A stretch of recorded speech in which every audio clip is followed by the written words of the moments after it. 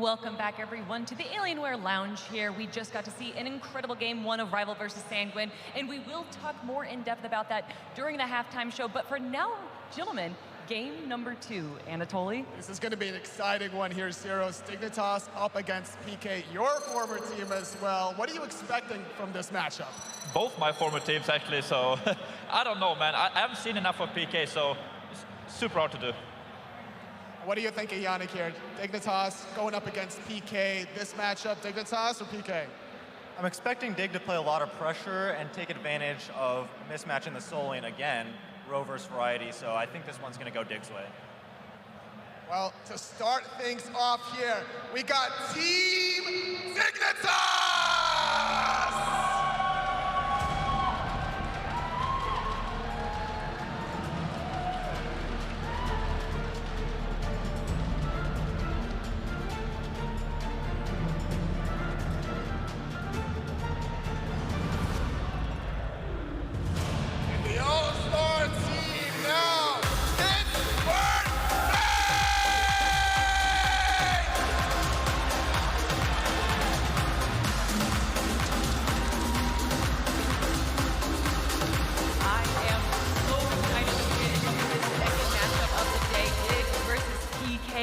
Anatoly, I'm going to go straight to you because during the prediction video, you have Dignitas winning the whole thing.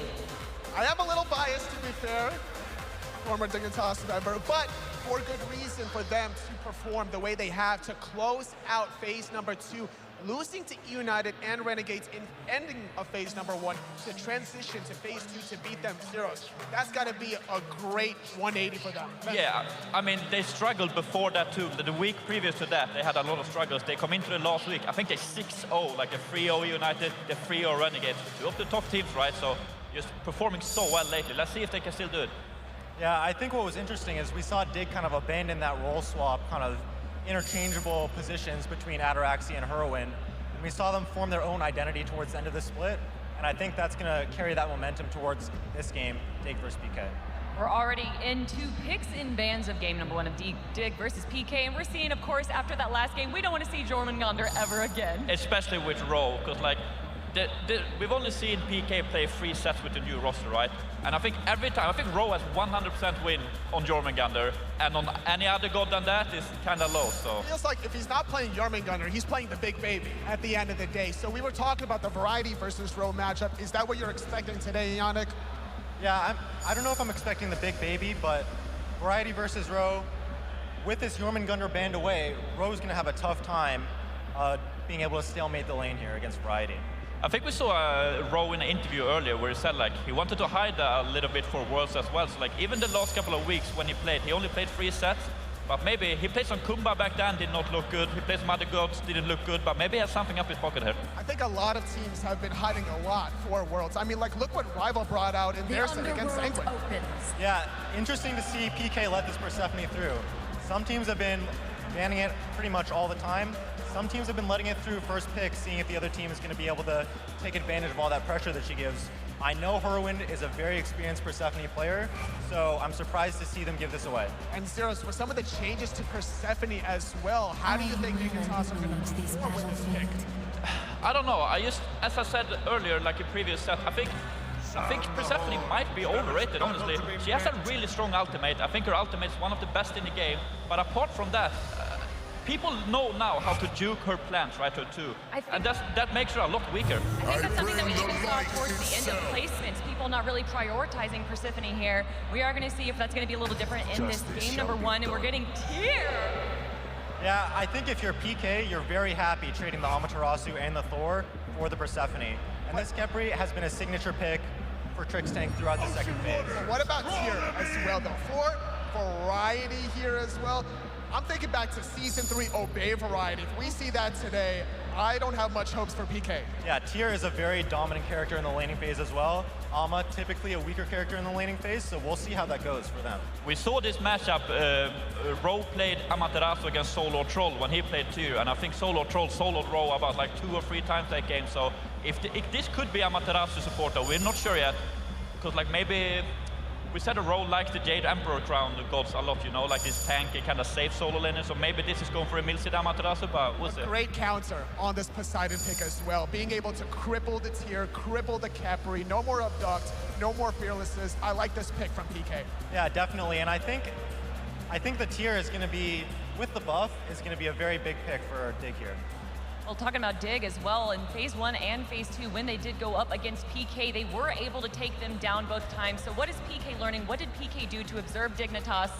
You want to talk about that match? I was on the worst end of both those losses, so let's not talk about it. Oh, we're going to talk about it a little bit later. Don't worry about it. But still, very confident, I think, is PK in their draft thus far.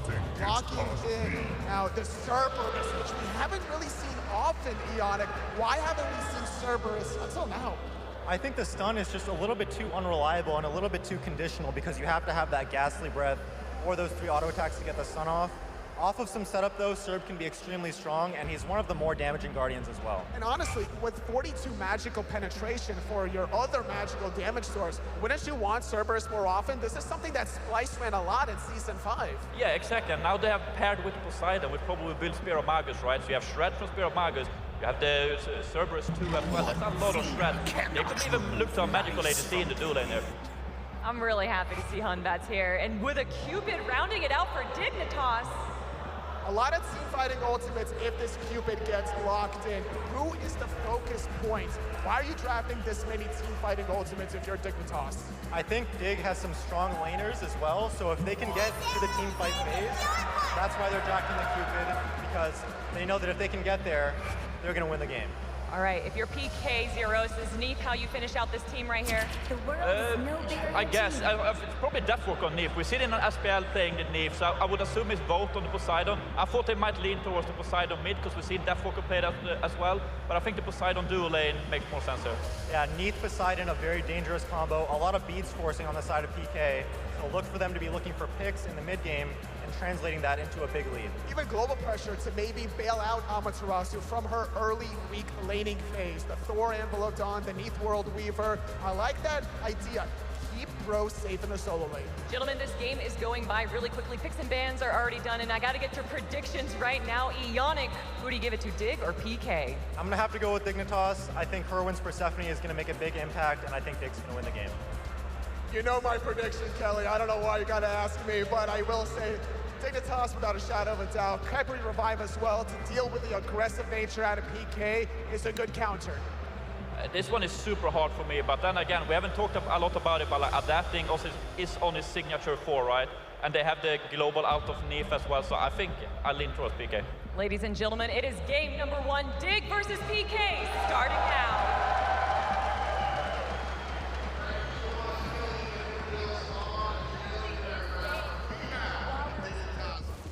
Pittsburgh Knights.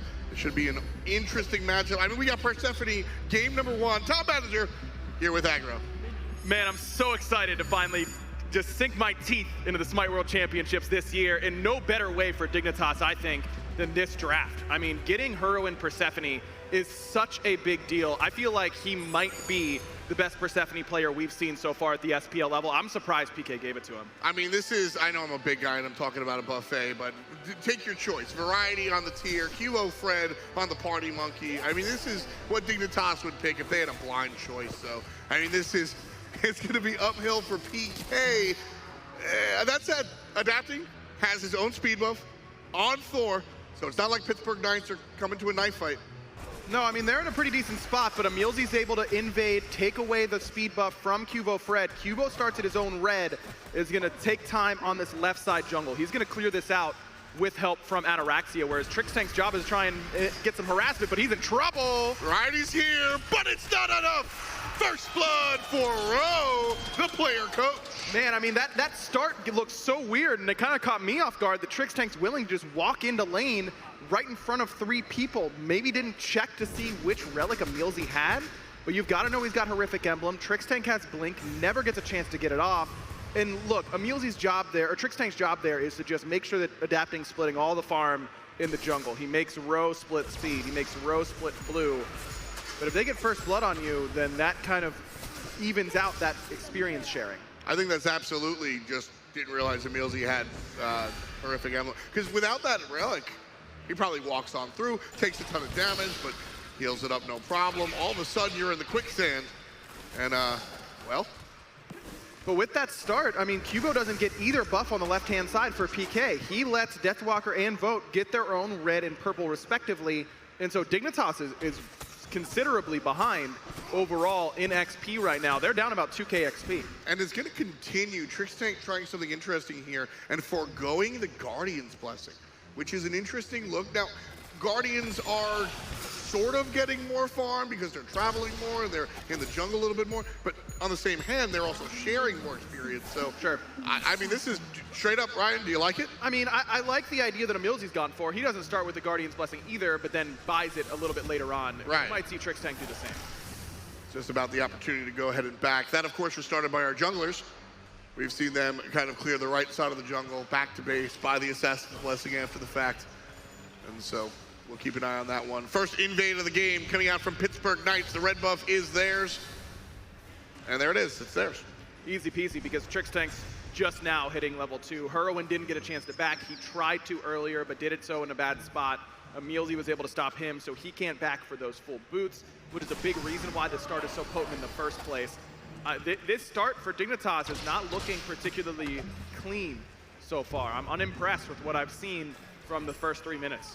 A big deal about this matchup, if you're just joining us, Pittsburgh Knights playing with Rowe, their coach, and just calling a spade. He's really not up to par versus the rest of the solo laners.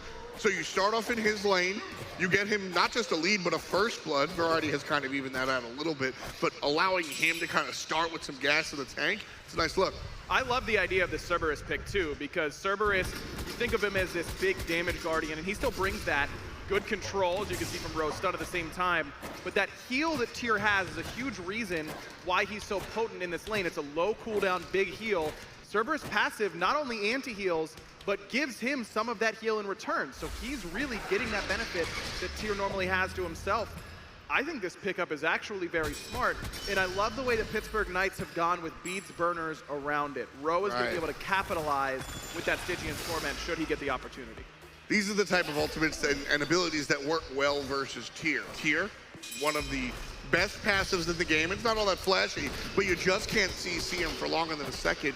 When you've got the Stygian Torment, that becomes irrelevant. It's a displacement tool, and you can really reposition Tier, and that's a big deal. It is. That being said, paralyzing spits and eternity stun. I mean, and he won't feel the full effects of that as adapting to going up in the mid lane. Looking for the lane. There it is. Great ultimate coming up on the floor. Realistically, though, that's our satellite ult. He goes up, and if somebody steps too far, if there's an opponent in the jungle, that's when he can go down. And I've got no problem with that whatsoever. Well, look at the pressure he just earned. Because Hurriwind and Trixtank have to stay so far back, they give PK lane priority on that mid lane, even despite them getting mid-harvest. Ultimate from Rowe will miss as he sniffs out the jungle invade. And you're absolutely right. By going up in the air, you push the players away. Rowe gets aggressive. Fear no evil. And the jump away. Rowe is safe. Man, Rowe, I thought it stepped up a little bit too far, but he was in control the entire time. Look, there's no way that you can talk about PK's chances to win a world championship here this weekend without talking about the performance that Rowe is going to need to have. Of course, and that play right there, that's a solo laner doing the thing, so that bodes well. Gold Fury started by Pittsburgh Knights. Trixtank in the neighborhood, tosses one out, but PK of the Kraken, and that's that. Here comes a pull on the DW, and the Persephone ultimate, not good enough. Wow, I can't believe EmilZy lives through all of that damage through Ataraxia. It's just those reinforced greaves make the difference. Then after the fact, you get the beads out of Deathwalker, but Hurriwind's ultimate doesn't land onto EmilZy himself. PK get away scot-free with that objective, save for Deathwalker's purification beads. And their lead is noticeable very, very quickly. We're up to almost 2k gold, right around 1,000 experience. This is a great start for PK. I'm so happy people have finally started to buy the tank boots. I mean, it's 21 protections, plus the health, plus now you can't really buy them every game because you want to be against the characters that are going to tick up against you, but Trixtank has the dot, QvoFred has the dot with the ultimate, a lot of consistent damage coming out from Hurry. So I like the choice here, and like you said, it literally keeps EmilZy alive. It's also the crowd control reduction is very relevant here because it starts you at a better point for all the diminishing returns that Dignitas are going to put onto you. You're not going to be able to DR Fear No Evil or the Tier Fearless, but you can start at such a low amount of time that you can be crowd controlled. That the follow-up CC, the root from Trixtank, the stun from Ataraxia, all of that will be considerably less with that crowd control reduction built into those boots. Gold Fury for Pittsburgh Knights means Dignitas get their first red buff of the game. Pittsburgh fall back after the objective, and that leaves Dignitas to tend to their own garden. Good for them. Still separated by 2,000 gold, though. And that is a decent-sized lead, particularly at this time in the game. Dignitas, the next Gold Fury, have to be looking in that direction. Look at the start for Trixtank. So he does go with the Guardian's Blessing after the boots, as we highlighted. Adapting's gonna look for Ataraxia. He might have, no, he didn't spot him on the purple, so again, he'll just use it to get to some farm. This tank boots start for EmilZy was really paying off, but Trixtank decides not to finish the boots and instead starts working towards that Gauntlet of Thebes, probably feeling the fact that he's falling behind EmilZy in this matchup, so he wants to try and stick his feet in the mid lane. They're not planning on rotating a whole lot. This tells me that Dignitas, all their fights that they're gonna want for the next 4 minutes are going to be in this mid lane. Really, when I'm looking at how Trixtank is going to bridge this gap, it's a creative way to do it. I mean, you're losing some of the movement speed, but Trixtank is not trying to outrun anybody. He's going to grab him with Abduct. I mean, he couldn't outrun an Ama anyways, even if he had boots. So I guess it's not that big. Oh, but he misses the Abduct. You can't do that, my man. The engagement coming from Pittsburgh will be lukewarm. Trixtank is locked down. Kraken on the left side of zone. Dignitas away from protecting their support. EmilZy versus Trixtank. Nobody's going to win that pillow fight. And a nice walk away. Love that ultimate from Hurriwind, though, just to keep PK at bay. Trixtank so slow without the boots. He's been isolated by EmilZy. You want to make sure that he doesn't get under even more pressure from the actual damage dealers. Nicely done, but EmilZy answers back with a nice play of his own. Pretty sure he just took that red buff away. Yeah, it was real cute. EmilZy getting cute, that's what he does. Going to be building into those thieves, as you said. Taking a look at the items as far as everybody else is concerned. Pretty standard stuff. The Transcendence has been moved into the second item slot instead of the third item slot. I actually prefer it in the third slot most of the time. I think you get some supplemental gold and some nice itemization from your, usually the mace you see firsthand. But yeah, at the end of the day, I think it's just where you want to hit your power spike. Exactly, and Adapting was so worried about getting to farm early on. He started with the boots, so normally you'd start with a mace in that spot. When you're not going to start with the mace, you may as well go straight into your stacking item. Kind of like mid laners have always done with picking up Book of Thoughts, second item, just to get your stacks rolling, even if it's not your best option per se. Rowe sends Variety under the tower. Variety says thank you. Fearless is no problemo. Again, the Aussie coach here, really stepping up in this lane. Listen, Ryan, I'm not saying that he's, the next Variety, but he has absolutely kind of done a lot of work, and you can tell just from the way he has been moving around the solo lane. Solo laners, well, they're a special breed. I know there's a bunch watching out there. And the way you move in this lane, the way you just maneuver around the wave is very important. And Rowe, like I said, I just seen an improvement from even a couple of weeks ago. Absolutely. He looks much more comfortable on a god that he hasn't played a whole lot of. We didn't see any of Cerberus towards the back end of phase 2, so you know that he's been working on the god pool, which is important. As Doug pointed out, by the way, Adapting goes fishing with yet another ultimate. This one, again, does not find a home, even with Ataraxia and having no purification beads. And I started to talk about this, but can I tell you that I have no issue with that whatsoever, and in fact, I kind of like it, because I've sat up here for the past, I don't know how many broadcasts have been like, ult-on cooldown with the Thor, set the pace of the game, you can make a broken record out of it, get your soundboard out. But I really believe that you've got to be going up in the air looking for every opportunity, and the more seconds that this ultimate is off cooldown, are the more seconds that you have missed the opportunities. So every time Adapting goes up, he might not find anything. But when he does, that's the moment that PK can make something off of it. Sure. At the same time, though, I mean, PK's draft is going to have trouble when we get to the 5-on-5s late game. They need to create a lead now. That's one way to do it. Trixtank going to save himself right quick. And the follow-up stuff by the wall. But the jump forward is strong. Hurriwind beads.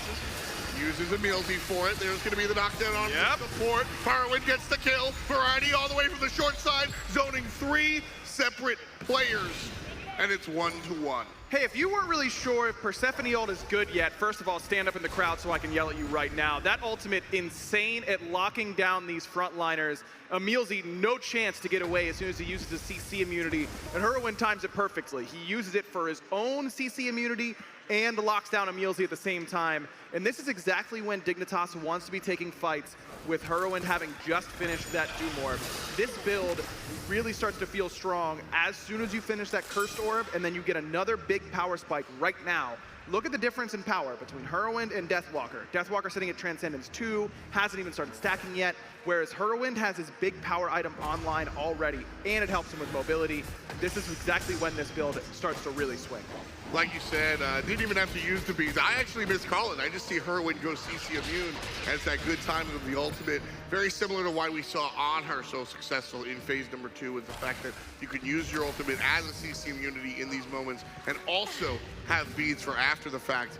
PK is built around a lot of this lockdown. Hurriwind has 2 separate options for it. Variety has 2 separate options for it. Those are big deals, and Dignitas are going to need to use those. I like the idea of adapting shading over to this right-hand side, because Variety hasn't backed in a while, hasn't picked up any physical defense yet, but now just able to return back to base, start working on a Breastplate of Valor, and pick up the ever-important Blink on tier, which is, of course, the relic that separates him whenever he's able to get these engagements going on his terms. I mean, that's the one that makes him look cool. Yep. the old Blink 180. Very excited to see this this come out. Variety 1 versus 2 in the enemy jungle. Unsuccessful invade, but his job is more to just poke and prod than anything else. Raw Kraken on Ataraxia. He'll take about half a life pool's worth of damage. And still use the Aegis anyways. Now, Cupid has a pretty decent way of sustaining back up in this lane, even without lifesteal already, but Vote's job is to just make sure those relics are on cooldown as often as possible. Vote has 30% CDR between Mage's Blessing, Pythagorean's Piece, and the cooldown boots. Yep. So he's going to be firing these Krakens at will, and that's exactly what he's supposed to be doing. Interesting choice from Vote here in the Poseidon in the carry role. We've seen a lot of weird stuff. Poseidon's certainly not the weirdest that we've seen in the long lane. What's your take on this one? I think it's very strong. I think Poseidon just still does Poseidon stuff better than just about anybody. Locks down frontliners, really punishes backliner as well at the same time. I love the idea of the Poseidon ADC. Variety making his way back to middle lane, and it's all about the Oni Fury. Pittsburgh being drawn in. Trixtank again misses the ultimate. That said, EmilZy's ultimate avoided by Dignitas. Fear to Weevil on top of the Whirlpool, and EmilZy shoved in a locker by Variety. Over the top, not landed, and adapting finds help. Just there to peel though, can't go aggressive with that ultimate, and Dignitas still has a couple ults in the bag, but so do PK, including Kraken for Vote. Trixtank needs to hit these abducts. Yeah, that's a problem. I mean, that was a missed opportunity. If Trixtank gets that, the way Pittsburgh Knights were set up, Pittsburgh had a fantastic reinitiation after the fact because they were given an extra 3 seconds. The other problem though is that Dignitas go on 2 separate targets. I think Hurriwind assumed EmilZy dead on that left-hand side of this rock and fires his ultimate towards adapting and crew. Oni Fury down to 10%. Drops the Fields of Love is Cupid. Pittsburgh Knights are able to confirm. The fight after it will be dissuaded. So PK pushed their lead even further. Now 15 minutes in, tied at 1-1, but PK leading by about 2,500. This Ghastly Breath, Prot Shred in conjunction with Poseidon damage and that Spear of the Magus for him, it just means these objectives do not last long. This doesn't look like a great objective burning comp from PK, but when you factor in all that Prot Shred and the Ama boosting damage, those Gold Furies don't last very long. Dignitas seem to be ready to fight in spurts. They don't feel like they're on their toes. They're kind of back on their heels right now. And PK is pushing and pulling them around the map. PK's got the coconut gun. Pyromancer goes down. Nice job there. You know, Vote on the Poseidon. You and I have had this conversation a number of times. Is Poseidon a burst mage? Is he a control mage? This build is absolutely putting him in that control area. Whether he's controlling you with multiple whirlpools, or even what I loved way earlier on, about 10 minutes ago, that Kraken right in front of the team. You can't walk in there for the whole pre-fire, post-fire. So you're able to just control the battlefield Vote's doing a really good job with that, with the specific play style in mind, as opposed to just, I'm gonna kill this guy. And PK has really been able to take that and run with it, not just in Vote's lane, of course, but Adapting's been out farming QvoFred. Rowe has been looking good over there in that solo lane. EmilZy has been making far more of an impact so far than Trixtank. Trix has been a non-factor Completely. so far in this game, and he's got to be able to change that. That being said, Deathwalker's been a non-factor as well for PK. He's bottom of the player damage charts, even below Trix. Here's the deal, though. We've kind of, I don't want to say we've come to expect Deathwalker as a non-mid traditionally playing player on a Neith. He's not going to be the star of this game, and that's fine. His job is to set up his players. Trixtank, on the other hand, it's less fine. I mean, he's missing these abducts, which are the initiations for the team fights, and Dignitas are not able to finish up if he can't serve. Variety in trouble, stunned, pinned up against the wall. Lawbreaker still okay. That's going to put that on cooldown. Plenty of CDR for him between the Genjis and that Breastplate of Valor, but that might be a window enough for PK to pull fire. It's an early one, 17:30 on the clock. And so just the mere sight of Dignitas will send players in the other direction. Rowe has a moment here. Good cleanse. Not using that ultimate for the revive necessarily, but more for the CC cleanse, because that was a couple ultimates now dumped into Variety. His ultimate's going to be coming up soon enough. Dignitas might be able to defend this right side tier 1. People forget about that. I don't think the pros forgot about that, but people forget about that aspect of the Khepri ultimate. Dignitas getting a little antsy on the right-hand side. Rowe caught in the fields of love, but it's all hate for the enemy team. Kraken dropped down, and big damage coming out of Rowe. Variety has found himself a little bit lower than he'd like a couple of times now. Rowe building hybrid. He's got the Void Stone, he's got the Stone of Binding as well. I mean, Rowe is going to be dealing this warrior-esque style. Absolutely. I mean, he's going to swing with this build. I love the Stone of Binding on Cerberus. It applies on your 2, it applies on your 1. It just does everything that you want it to do. A little bit of protection, a little bit of power, and a great passive. And the Void Stone on top of that. Rowe is the Vote facilitator right now. His job is to be hitting whoever Vote wants to hit, and so that he can strip their protections away and make sure that Vote, even with a fairly low power build, Vote doesn't do a whole lot of damage necessarily right now, but when you've got no prots, it won't matter how much power he has, you're going to be taking true damage. Exactly. And what's that anime thing you talk about, the friendship dance? The fusion dance? There it is. Yeah, the friendship dance. That's the one. That's Rowe and Vote. The Spear of the Magus is going to enable Rowe to do more damage. The Prot Shred is going to help out the Poseidon as well. It's like, you know, the friendship dance. Yeah, exactly what you were talking about all along. Everyone thinks that is exactly what that's called, and no one is like, holy cow, I can't believe F.Dot is that uninformed about Dragon Ball Z. You know Kelly is in the building, right? Oh, I might have made a mistake, actually. Yeah. I did forget about that one. Oh, well, right now, Pittsburgh Knights not forgetting about the tier 1 tower. Hurriwind on the back end. Trixtank unable to make this happen. That's Pittsburgh Knights just grouping up at the right time. 4 players, mid lane, what do you do? And perfect timing. Fury's about to spawn in 20 seconds. That's more map pressure for PK. Their XP lead has shrunk. Now it's down to about 1,000 experience right now, but gold has stayed about the same, right around that 3K, 2.5K mark. 20 minutes in, a decent lead. As Ryan just went over. Variety able to dash out of that. And now the Primal Fury starts, and this is perfect timing for the Primal Fury. A little bit too early for Oni Fury to really get you what you want. A little bit too late for the Gold Fury to be, you take a Gold Fury. But the Primal Fury is really, this is time where this is very, very relevant. So I think both teams are going to be excited about this. Variety is hunting Vote. You can tell he already got his purification bead once. He wants to punish him for using that relic. No blink though, and that's going to be an issue. Still going to take that zone. Primal Fury down to about half, but you can tell Dig want the fight. Variety up here, front and center. EmilZy waiting, and Deathwalker far away as he should. 45% on the Primal Fury. Rowe still getting involved. EmilZy here as well. Variety halfway down, but the frenzy is popped. That's a retreat. Some miscommunication for Team Dignitas. Big move by Rowe. Thor in the air. Down on 2, and that's going to be big damage. Kraken, baby. One for Rowe, one for Poseidon, one for EmilZy. Everybody eating. Pittsburgh Knights 3 for 0, and they barely take any damage on the way out either. This Primal Fury is absolutely guaranteed. That ability to interchange your front line is such a very difficult thing to do at any level, but particularly at this high level where Pittsburgh Knights, first it's EmilZy who goes in, then EmilZy peels out, Rowe goes in, uses the fact that he got Hurriwind's beads to set him up for big damage. Then Adapting comes in right as Rowe is starting to rotate out of the fight.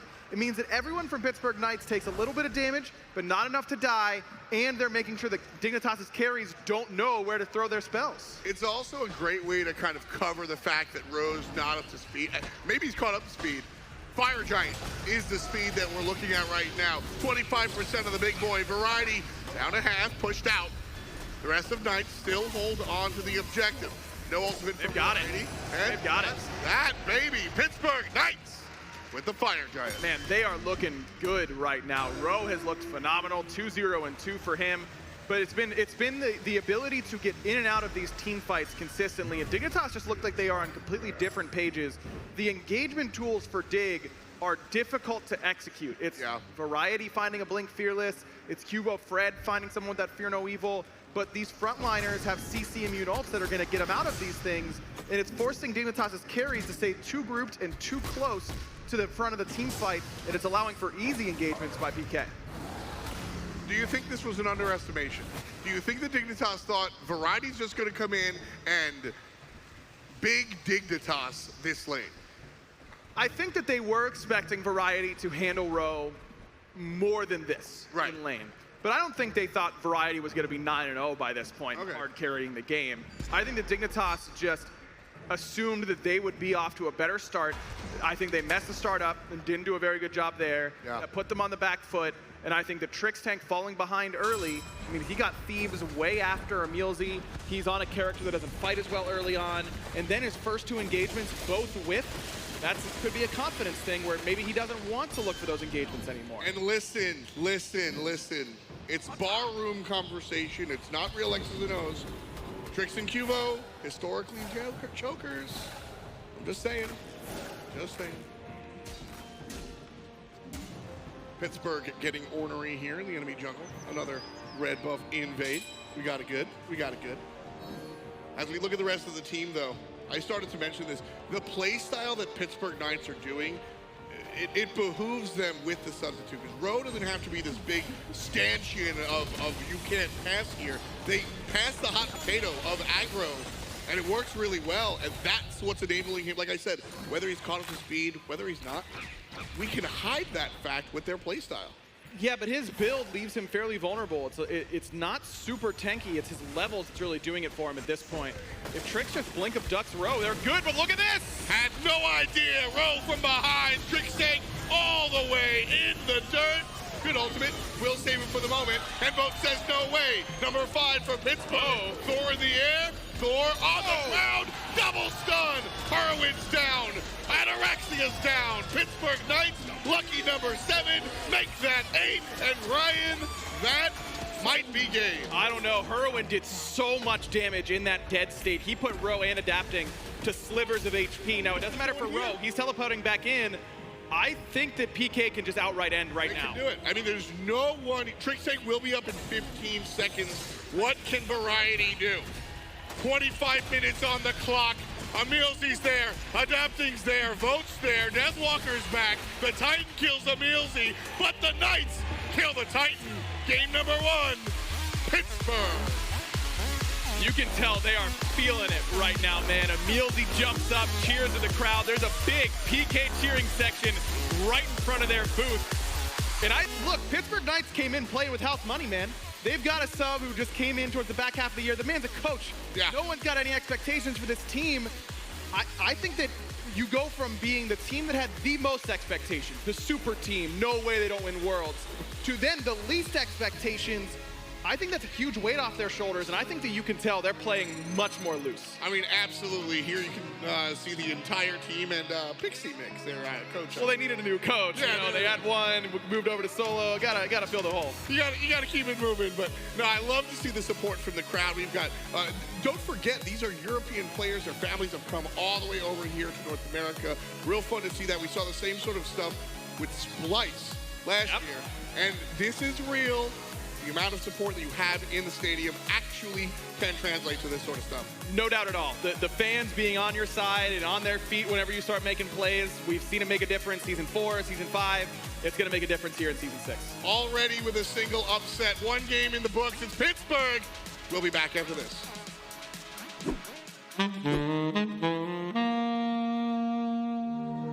What's going on, everybody? This is Caleb from Beartooth. This is Ashi from Beartooth, and we are very excited because now, if you go on SMITE store, you can get the Beartooth music pack. You can crank it up real loud, jam some rock and roll with your buddies. It's a great time. We're going to love it. Destined for greatness and death!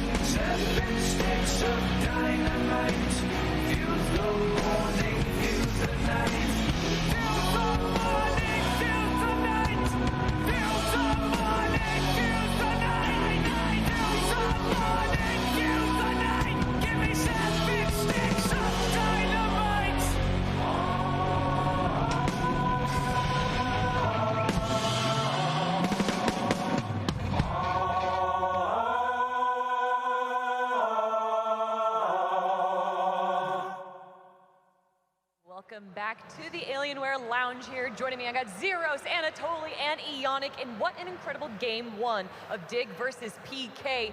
Anatoly, I got to start it off with the start of that game. Very slow. I think it was at the 20-minute mark we had 1-1.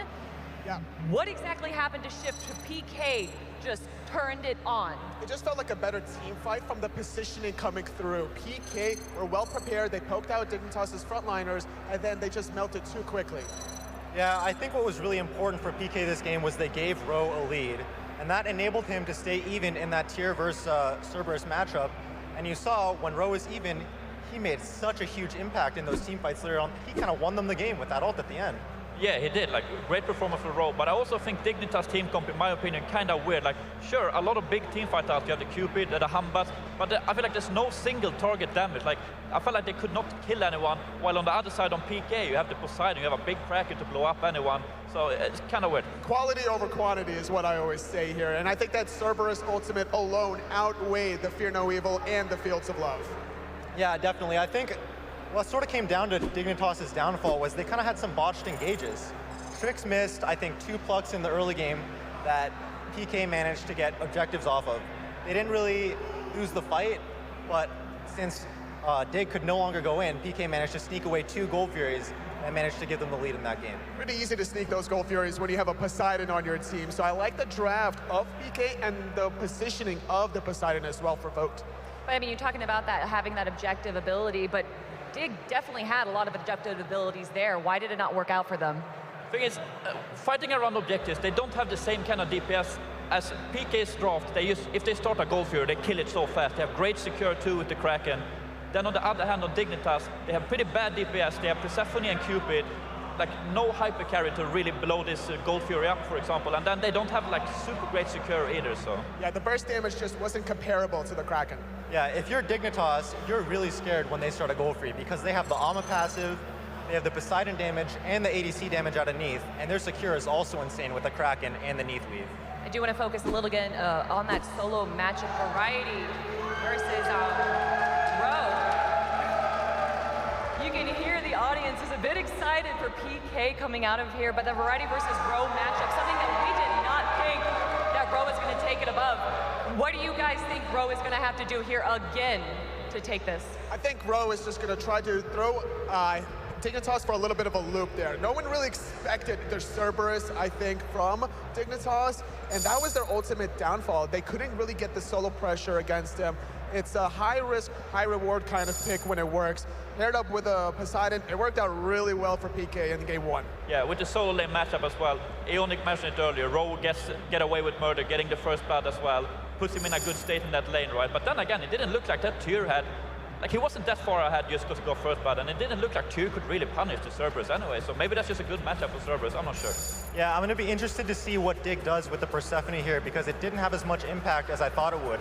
Is Persephone really worth a first pick to give up Ama and Thor? I don't know, so we'll see. Yeah, that's what I'm saying too. I really do think Persephone is quite overrated. I think she was top tier, but then people realized how to juke her plans, and I feel like that removes so much from what made her really good, so. Hard to probably play the Persephone when you're dealing with a Thor down your neck every single time. Even if like you're not getting focused to the point of you dying, but just the threat of the global pressure, just the threat of the walls pinning you as well, probably stop Hurriwind from getting that early dominance that he probably was expecting.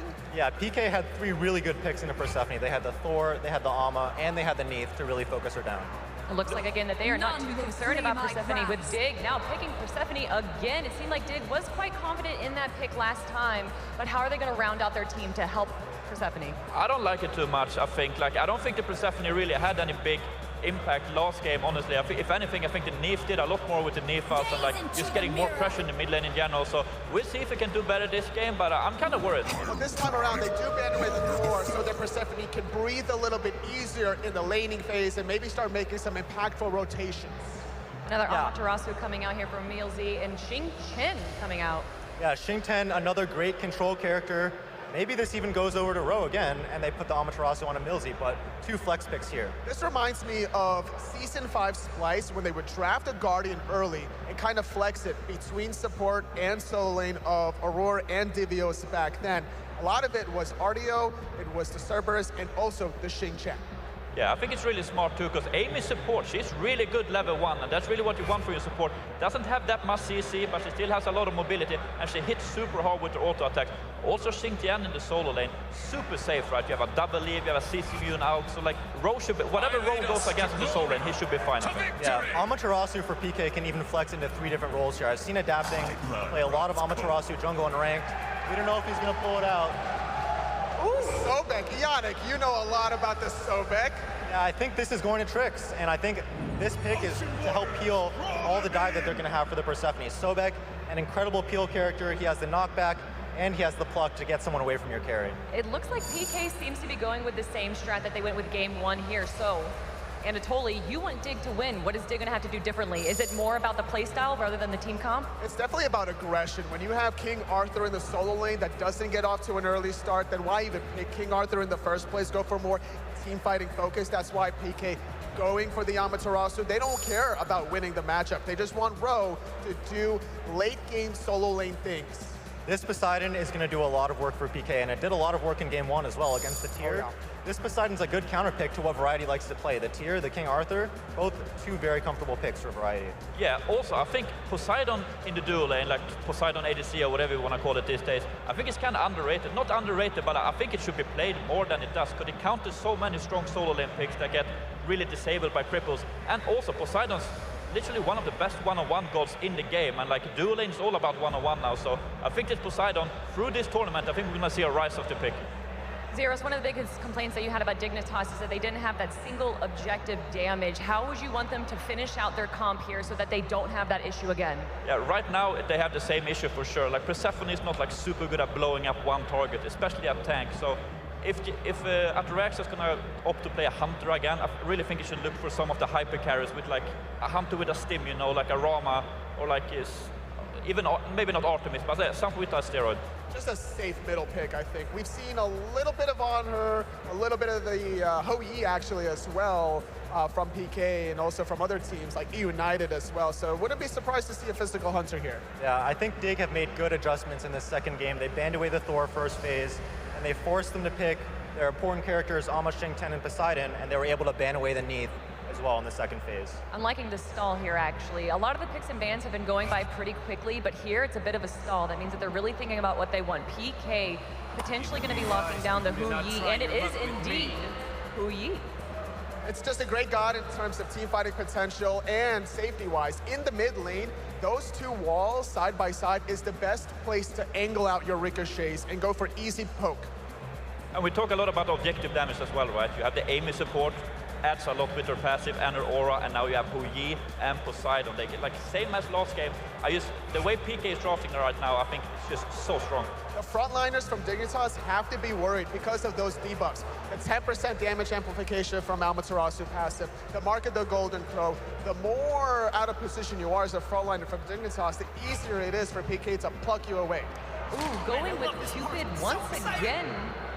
Interesting choice there, but Mercury, what are your thoughts on that, Ionic? This Mercury should help them with the objective damage. He's not really going to be doing too much in the early game, but with the Cupid, I think they should be okay. Yeah, I think the Mercury is kind of good because we talked about how they don't have any single target damage, right? Who has more single target damage than a Mercury? Then again, I'm not sure why they look so much for this Cupid. Didn't look great last game, but maybe we'll do more this game. It definitely seemed like the audience was a big fan of that Pele pick. Anatoly, where does Pele fit in this PK roster? It's definitely going to go to adapting. He likes his mobile gods. He likes to farm a lot. Expect him to be a little bit quiet in the early game, similar story to game number 1, and then really pop off in the late game. Yeah, Pele, another dive character, not quite as easy to get into the backline as it is with Thor, but still somebody who's going to put a lot of pressure on this Persephone. However, they don't have the help from the Neith this time. Yeah, I think if it wasn't for this Cupid with the big cripple field, I think we would have seen a Susano probably from adapting here, right? But now, Pele is really good. She can just out of the Cupid now, so she doesn't have to worry too much about being crippled. That's right, that CC immunity is going to be very important against the Fields of Love from the Cupid, and even maybe potentially getting away from the Sobek. We're seeing sort of a similar situation to game 1 here. What is Dig going to have to change up? Are we going to see more early game aggression, or do you think it's going to be another slow 20-minute 1-in-1 game? I don't know if Dig needs to change too much up strategy-wise, but I want to see them execute a little bit better, and I'm really looking at Trixtank because Pluck is a very missable ability. If he manages to land those plucks and get them good engages, I think they'll do well. If he misses the plucks like he was missing the Khepri plucks last time, this is going to be bad news for Dig. Yeah, to be fair, I think Sobek is a lot more safer than a Khepri if you want a frontline, right? Because you have CC immunity on your ult for such a long time. You can dash out way further than a Khepri can, so I think Trix probably going to look better on this Sobek, but then again, I'm kind of worried about Dignitas draft. Like on paper, I just like this PK draft so much more than what I'm seeing of Dignitas. I'm not in love with their draft, unfortunately, for game number 2. I think it's going to come down to early pressure from a Mercury, which is uncommon because normally you see him kind of rise and shine in the late game, and where the Mercury steps up is going to be important. And I'm expecting him to make rotations in the solo lane. The King Arthur versus the Amaterasu matchup needs to be won by variety today. Well, game 2, Dignitas versus Pittsburgh Knights. Ionic, who do you give it to? I'm going to have to give this one to Pittsburgh Knights. I think their draft is looking a lot better. I'm going to give it to PK too. I'm sorry, Dignitas. Yeah, I have to go to PK as well. They have the better draft here. Everyone thinks it's going to be PK, everyone, and we're about to find out in game number 2, Dignitas versus PK. Thank you so much, Kelly. And straight up aggro. The analysts all think Pittsburgh Knights are going to win. I mean, no one predicted that at all because of the Rowe situation. This big section right in front of us might have predicted that. You can see a lot of PK fans here in the building, but I agree with you. I mean, this is a team that looks revitalized, and Dignitas just looked a little bit shell-shocked in game number 1. Off the top of your head, how many aggressive plays did they try and make? 2, and they whiffed on both? Yeah, the one kill I was they got, say 3, and they hit 2.5. Right, the one kill they got was Hurriwind using his ultimate defensively to lock down EmilZy. That was the only kill they got all game. Oof. We need to see a more aggressive Dignitas. In this draft, I don't know how much it really facilitates that. Quvo's going to want to farm in the early game. Hurry wants to stay planted in the mid lane, pun intended. Now, Trix on this Sobek, when you've spent the first game missing your Khepri abducts, let's give you the riskier version? Well, I actually agree. I think I agree with what Zero said, because he said Sobek is the safer version, which made me scrunch my face real quick. But the CC immunity on the ultimate allows you to get out of there. So maybe there's something to it. Maybe it's the same idea, but with a little bit more of a seatbelt. It does have the CC immunity, and that's a big deal, but it still concerns me a little bit. This start going much better already, though, because Trixtank looks unlikely to die from this position early on in this game, and Qvo's able to get his speed buff uninterrupted, but look at where Deathwalker's going. He's actually pathing, he's going to try and invade this red buff all by himself. He just takes the smalls, and is going to walk out with those, it looks like. Won't try and contest Hurriwind for the red itself. Now that sort of ranked nonsense pathing is really just because of the space created on the right side by all that invade over by the speed buff. So I like that look.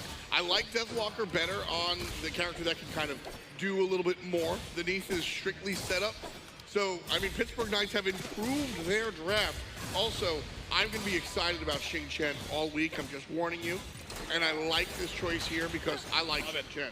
I think so too. I think he's really good. I think he works beautifully in conjunction with the Poseidon. I'm a little surprised that they go Ho-Yi for vote into the Cupid selection for Ataraxia. Now, I know Ataraxia picked Cupid a little bit later on, but putting this Poseidon in the mid lane for Deathwalker. Deathwalker has looked hot and cold, a little bit more cold than hot on this Poseidon pick since his transition towards the mid lane. This is a pick that's going to need to be consistent. Vote, the threat of Vote's Kraken and Whirlpool kept variety at bay all game one. We're going to need to see that same consistency from Deathwalker here game two. A noted distinct lack of aggression in game number one, and a lot of that came down, or a lot of that was a result of the inactive Thor ults. Thor goes up, everybody has to walk backwards, and that seems like nothing's going on, but there's so much subtext there. Without that, are you concerned that Pittsburgh won't be able to keep Dig at bay? I think that was definitely a factor in game number one, but it didn't tell the whole story by any means. Things like this is a much better look. Vote's gonna jump away, beads, but he puts himself back in harm's way. No big deal. Wasn't too concerned about that. Vote able to walk away. That's blink. Problem, but the blink pluck. Oh no! Two, and the basic attacks miss. Where's he gonna jump? Down. What? Oh man, he nearly got him too with that bounce. EmilZy's on the way, but no blink for him. Vote is a hand cannon, bro. I mean, the fact that Ataraxia misses Heart Bomb off the pluck almost drops the kill entirely for Dignitas.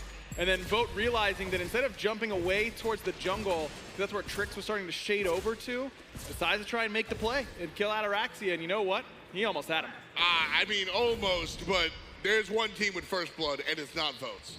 I don't know. Maybe he doesn't. I don't think he's getting away anyway, no matter what. Yeah, maybe he doesn't get out of there no matter what. Caught me by surprise. Probably caught Ataraxia by surprise too. Ataraxia able to walk away with his life. As you said, missed the heart bomb off of the pluck. Now, when we talk about some abilities that you can miss, heart bomb is not one of them. You need to nail that. It's the whole kit. It's all you do. Free 5, man. It's everything that you want. It has insane scaling, can be an AoE stun. It's a really, really potent ability, but you gotta hit it. I don't know. I mean, we'll see if he can clean that up as the game goes on. He didn't really make too much of an impact on this Cupid last game, but I felt like Dig's front line was ineffective in game one. It makes it very hard for Ataraxia to be a factor. We'll see if he can turn it around here in game two. For Ataraxia to be a factor, I mean, he's got to have the team fights, and we didn't really see any Dignitas labeled team fights. They tried a little bit, not a whole lot. A couple times. But now this puts Vote at such a disadvantage for the next 45 seconds because this can happen, but Ataraxia doesn't get it. The double bounce is there. Backside. All of a sudden, QvoFred shows up as well. Vote again jumps away. Now the whole team shows up on the left-hand side. QvoFred goes down to the hand of adapting. And Trixtank will wiggle away. It's 1-1. There is no world. I'm talking no world. There's infinite of those, by the way, where Vote should be able to live through that gank. You've got no beads against a Cupid ult and a Mercury ult, and they don't get it done in time. They still lose Fred. I'd like to see Fred go with that same sort of mentality that Vote had. He's already committed. He's in. Get the kill at the very least, but he's unable to do so. That double bounce from Vote was nasty. That's exactly what Pittsburgh Knights want to see. Variety versus Rowe. Playing is as it is expected to be. How real is the big event Slam Down? QvoFred, Trixtank, is this a real conversation Do we have to talk about that? Yeah, it's definitely different playing in front of a crowd than it is even playing at our studio. I think that took an adjustment, but... They did win the launch tournament. They did? They did win a DreamHack Valencia. They did? And that's it. Yeah, but that's 2 LAN wins, more than a lot of players have. Exactly. So that's why I usually say, forget about that storyline, but Hurriwind getting jumped on by Vote. Bit of a beads just to make sure. Thought Vote might drop the ultimate, but Vote didn't have it up yet. But when you see performances like this, the repeated missed Khepri plucks and everything, it makes you scratch your head. That's all. It does. But I'm more looking at the other side. I'm looking at Vote as a dude who has stepped up at these worlds throughout his whole career. I mean, there's a dude who's been to the finals before, stepped up for that rival squad last year, and he has looked phenomenal so far this game. Maybe that first beads he should have used whenever he first got plucked, but overall, he has looked really, really strong. And now Ataraxia's in trouble again. And adapting. Missed the ultimate, going a little bit high. The stones won't do it. The tower dive is good. Knock up 1, basic 2. Ataraxia will be number 3. Adapting now, trying to escape. Does he get out? I don't think so. Trixtank gonna channel his ultimate as long as possible, and looking in the waters gobbles him up. Easy peasy. Nice bite back there for Dignitas. That's what needs to happen. Something in their favor. Cubo gonna look for a little bit more onto EmilZy.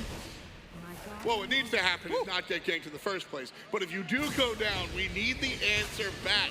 Dignitas are up in gold right now, and they want to keep it that way. And the way to keep it that way is continue making these plays. Variety, again, assaulting Rowe. Rowe low. More importantly, no mana. Does have the Berserker shield, but teleport's coming up in about 5 seconds, so he'll head back to base. Variety with the same. Variety has had control of this lane so far. And this seems to be a matchup that is fairly skill dependent. We've seen a lot of King Arthur Ama, and it's just kind of comfort level for both of those characters. Variety has an argument to being the best King Arthur in the entire world. I'm sure Solo Troll, Benji, Fino K all have arguments against that, but overall Variety is the dude with this character who was able to impact the map almost every time he's able to play it. Rowe here to tread water, survive, because he's going to be able to do a whole lot in team fights just by way of his character selection. All he has to do is literally exist. The auras will do the work for him. Of course, again, we can't forget about game number 1, where Rowe was a pivotal part of what allowed Pittsburgh Knights to take the victory. EmilZy on the chase.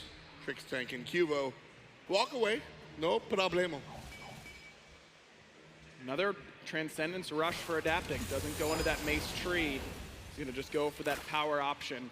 Does give you CDR, lets him stack it up. I wonder where he's going to go afterwards. Might be a Void Stone to try and give himself a little bit more protection, because you do have to dive pretty heavily on Pele. He still would give him some penetration, which you need after the Transcendence. I think I'd like to see him go Void Stone out, or yeah, Void Shield, excuse me, after this. Makes sense. There's a lot of different choices across the board. QvoFred of the Mercury is a time bomb. You're going to need to be wary of that. Rowe uses the ultimate to avoid the dash out of QvoFred. Can't avoid the secondary charge.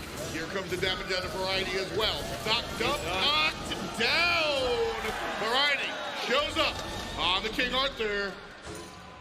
Rowe caught off guard. Just not enough movement speed. Has boots 2, not the completed boots that Variety has.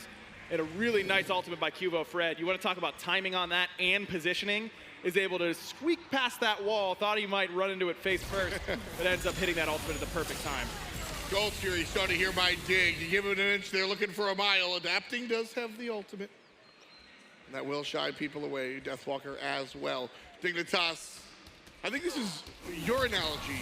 The brick through the window, just see if people are going to come through? Yeah, that's my analogy. I love just comparing everything to crime. That's what I'm most comfortable with for sure. So yes, that is my analogy, and that's exactly what they do. Problem with that is that they're doing it to a house that has the alarm system thing out front. They had Oracle Vision the entire time. Exactly. So they knew that there was going to be some rotations coming in, and there was probably a discussion happening of, all right, let's pull this. Wait, Deathwalker has Kraken. Yeah. Adapting has beads and all. All right, we should probably just get off this. Sometimes you make the, and that shows more the importance of how quickly you have to hit those calls, right? You hit the call, then you have the conversation after you attack. Shoot first, ask questions later. We subscribe to that here. 10 minutes in, 3-2, read the kills. And Pittsburgh Knights, the winners of game number 1 are trailing by about 2,200. True, look at Variety beat up on Rowe.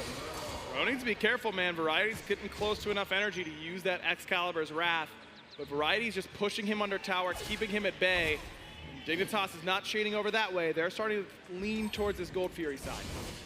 Supports zoning each other out as the junglers find each other in the middle lane. No real fight just yet, as Trixtank and EmilZy are as tanky as they need to be. EmilZy takes some big poke from Hurriwind. He used horrific there, maybe trying to keep Trixtank far enough away, but he wasn't even in range.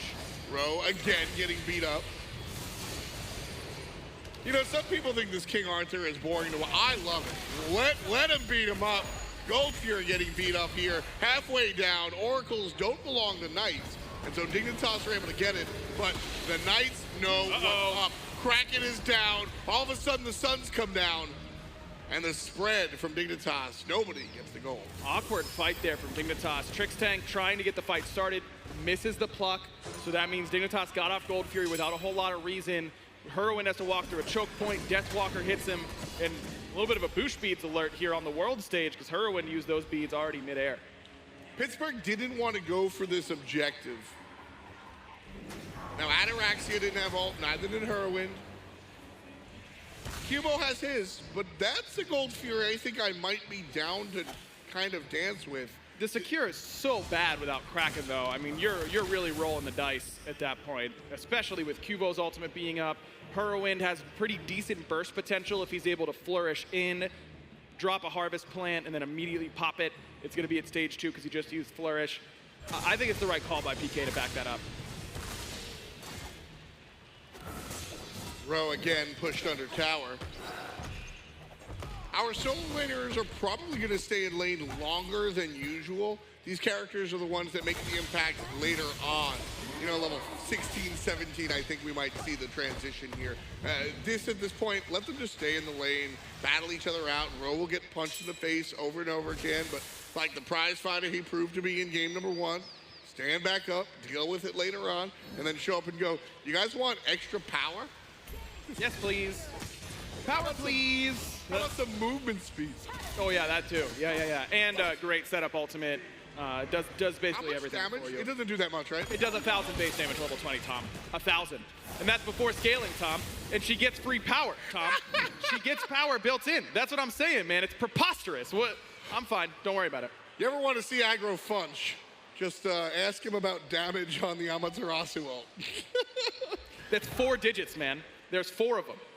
Like 1 and then 3 zeros afterwards. Oh, wow. Zeros is on the analyst. Yeah, I know. There's only 1 of him, though. Oh, man. That's too bad. Retweet on that. It's been a pleasure to have Zeros join the squad. Obviously, Zeros used to play for Pittsburgh Knights. That's why Deathwalker, solo lane extraordinaire, now playing mid lane.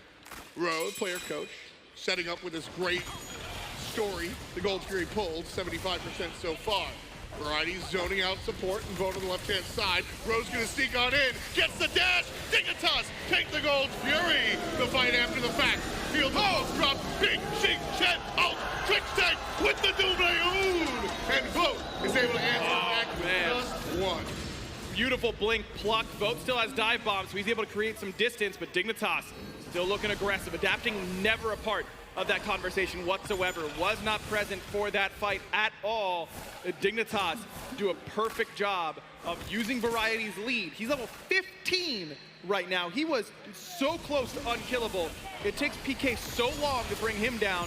The Dignitas get the Gold Fury. Pyromancer's next on the menu. Adapting shows up, knocks up 1, and takes down Ataraxia. Next up could be Cubo, but the fastest god alive will make it out. Pittsburgh Knights looking for the consolation prize here. Trixtank marked, EmilZy far. Adapting low, but close by. Cute shot by Vote, won't find a home. Once again on the Pyro. Hurriwind's here and lurking, so that's Purification Bead, but Pyromancer goes the way of Dignitas? What? Easy steal, Trixtank slaps it with the sickening strike, and Pittsburgh Knights are ill. Dignitas continue to push forward, digging 40,000 gold. That's 3,500 in the lead so far. Dignitas want a game number 3. Trixtank, by the way, a rough game 1. He's second on his team in player damage right now. How's that for stepping up for you? He's looking great. He's in trouble now, though. Captain's curse there. Classic. Wrapped up and Rowe. My bad, man. Kill number one. That one's on me. For the Australian solo laner. Hello, where are you going, EmilZy? QvoFred right behind the ultimate, and he's gonna put him down. I did not expect the continuous onslaught of the solo lane. At some point, Pittsburgh has to show up there. Rowe's able to stand his ground, no problem. But again, Dignitas, this consistent, aggressive play. We asked for it, we didn't get it. We just didn't get it again. We asked for it again, and they say, all right, twice, sure, we'll do it. And like you said, I need to follow you up on this, man. Trixtank. I mean, that's what you do. And Trix, we've had the pleasure of the players playing in our studio every day. We have the pleasure of getting to know these guys over the years. Trixtank doesn't let a game like number one get to him in the negative way.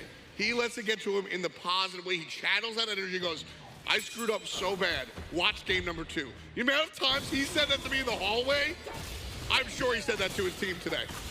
He's proving him right, man. I mean, he's doing a great job on this Sobek, setting up, finishing these kills. You forget how much damage lurking in the water does. By the way, if you're able to fully charge that thing, I like the way he's played, and Dignitas off to a pretty solid lead so far in this game. They're up 4K gold, about 2,000 experience. They just need to find a way to transition this, because this team fight for PK could be a problem. Variety dances out of the Kraken, but EmilZy is going to put him in place, and Deathwalker puts him underwater, tied at 6. Dignitas are burning. And that is a huge kill for PK, because that's the raid boss right now. Yeah. It's Variety, who feels nearly unkillable, and you got his purification beads at the exact same time. Deathwalker finds a perfect time to make the rotation, and he can afford to do that because he's got a significant XP advantage over Hurriwind right now. He's up 2 levels. That means you're freed to walk around the jungle, to try and make plays on these side lanes, and he does exactly that. Good pathing top side, no ward coverage at all for Dignitas on that side of the map, except for that Fire Giant pit. Two things we were worried about with respect to Pittsburgh Knights. Rowe in the solo lane, Deathwalker in the mid lane. Both of them, again, I'm not saying they're winning number one in their position anytime soon, but there's clearly been a ton of work. Deathwalker, I mean, you are the most critical mid laner we know. Deathwalker is playing more like a mid laner instead of a solo laner in the mid lane. Agreed. And that has been my criticism of him. What can you say about that? He's played really well. He's been in the right spots. He hasn't overextended yet. He hasn't tried to play outside his zone, and now he's gonna get set up again. Variety surrounded, that's the raid boss, and here we are, from heroic to mythic. EmilZy puts him down again. 3 deaths for King Arthur. And that is a huge blow to Dignitas' momentum. They just had a 3K lead and a 2K experience lead, right? Yep. Experience about the same, gold's down to about 1,500, and all of a sudden you start to feel the wind being pulled out of Dignitas' sails. This feels more like game 1. Where they're on their heels. They're not ready to go. They're not the ones dictating these engagements. Pittsburgh Knights is controlling the map, and it couldn't have come at a better time. Fury's coming up right now. Well, Dig has done a great job in the mid game, thanks to Trixtank and Variety being able to not just tread water, but kind of doggy paddle their way through. Gold Fury is going to be the target for PK. Trixtank trying to get in, but he can't. Zoned out by EmilZy. But that's the guy I wanted to talk about. QvoFred right through the team fight, sets up the middle lane. And Dignitas Pittsburgh Knights drinking towards a game 3, 7-7. But here's the problem. I mean, Pittsburgh Knights still got Gold Fury. They only traded EmilZy. And can Dignitas really afford to go for something like a Fire Giant right now? They used 3 ults. They did. They're looking for the picks because right now they have that ability. I want to QvoFred. The early in the mid game is Variety and Trixtank. Late game, Qvo has to be the boy. He's got to be the boy. If Qvo doesn't become the boy, this is over in 2 games. He needs to. And now he's got a stack on that rage. That's important. Adapting. A bit of a bad spot. He's going to get his beads forced, and he's still in trouble. Ooh. Trixtank, I want to point out, didn't miss the pluck. Nope. CC immune. I was harsh on him game 1. I got to give it to him when he gets it. Pyro half HP. Pittsburgh Knights nowhere near it. And Dignitas take back the lead. Starting to get that momentum back. Pittsburgh Knights with a couple of mistakes. Really just adapting, being a little bit too far forward. I was criticizing the lack of ward vision by Variety. Check this out. 2 sentry wards on each side of blue buff. He's not trying to get double blinked on anymore. But the ward coverage for PK, solid, but not a lot of counter wards. They've got their own side of the map counter warded, so they know they've got vision control on their side of the map. But Adapting kind of gets caught in no man's land because they don't have a whole lot of information on what's happening around the actual Fire Giant pit. They had a ward that just fell off that was on the bottom side of Pyromancer wall. But other than that, Adapting kind of forced to go in there and face check just in case Dignitas is on that objective, that it ends up costing them pressure and losing them the fight. Right, I mean, hey, Doug, can we run along with EmilZy real quick? I want to show like the type of vision. Yeah, so right here, there is so much blocking this. You need the ward vision. If you don't have this, look how disruptive this is. You have no idea what's happening around any bend. This is so tumultuous. Our fans that have watched all season know this type of dance. But when it comes down to the single elimination, world stage, one wrong turn loses you the game, the set, that can be devastating. The wards, so important. But it's all on PK's side. Now that's good news and bad news for PK. They know that they've got control on their side of the map. They know that Dignitas is gonna have a hard time finding blink initiations. And all these initiations have been predicated on Trixtank finding a target or Cubo with a big ultimate. Wanna see how PK is able to respond. Their initiation is really only EmilZy. And the fact that Rowe just lost that ultimate makes it that much harder. Plus he just teleported back in. So now Rowe is sticking around. No ultimate, a little bit poked out. Wouldn't be surprised to see Dig start to push on this tower. Variety does have 30 seconds on that teleport, but the tier 1 tower goes down without a fight. Tier 2, more likely we see Pittsburgh fight into it? Absolutely, especially when you look at Adapting's Heartseeker that he just completed. Once his beads are up, look for him to try and go in. He's got far more damage right now than Cubo does, unless Cubo rolls awfully well on some crits. The longer Dignitas stand in one place, the happier Hurriwind's going to be. The long and short of Persephone.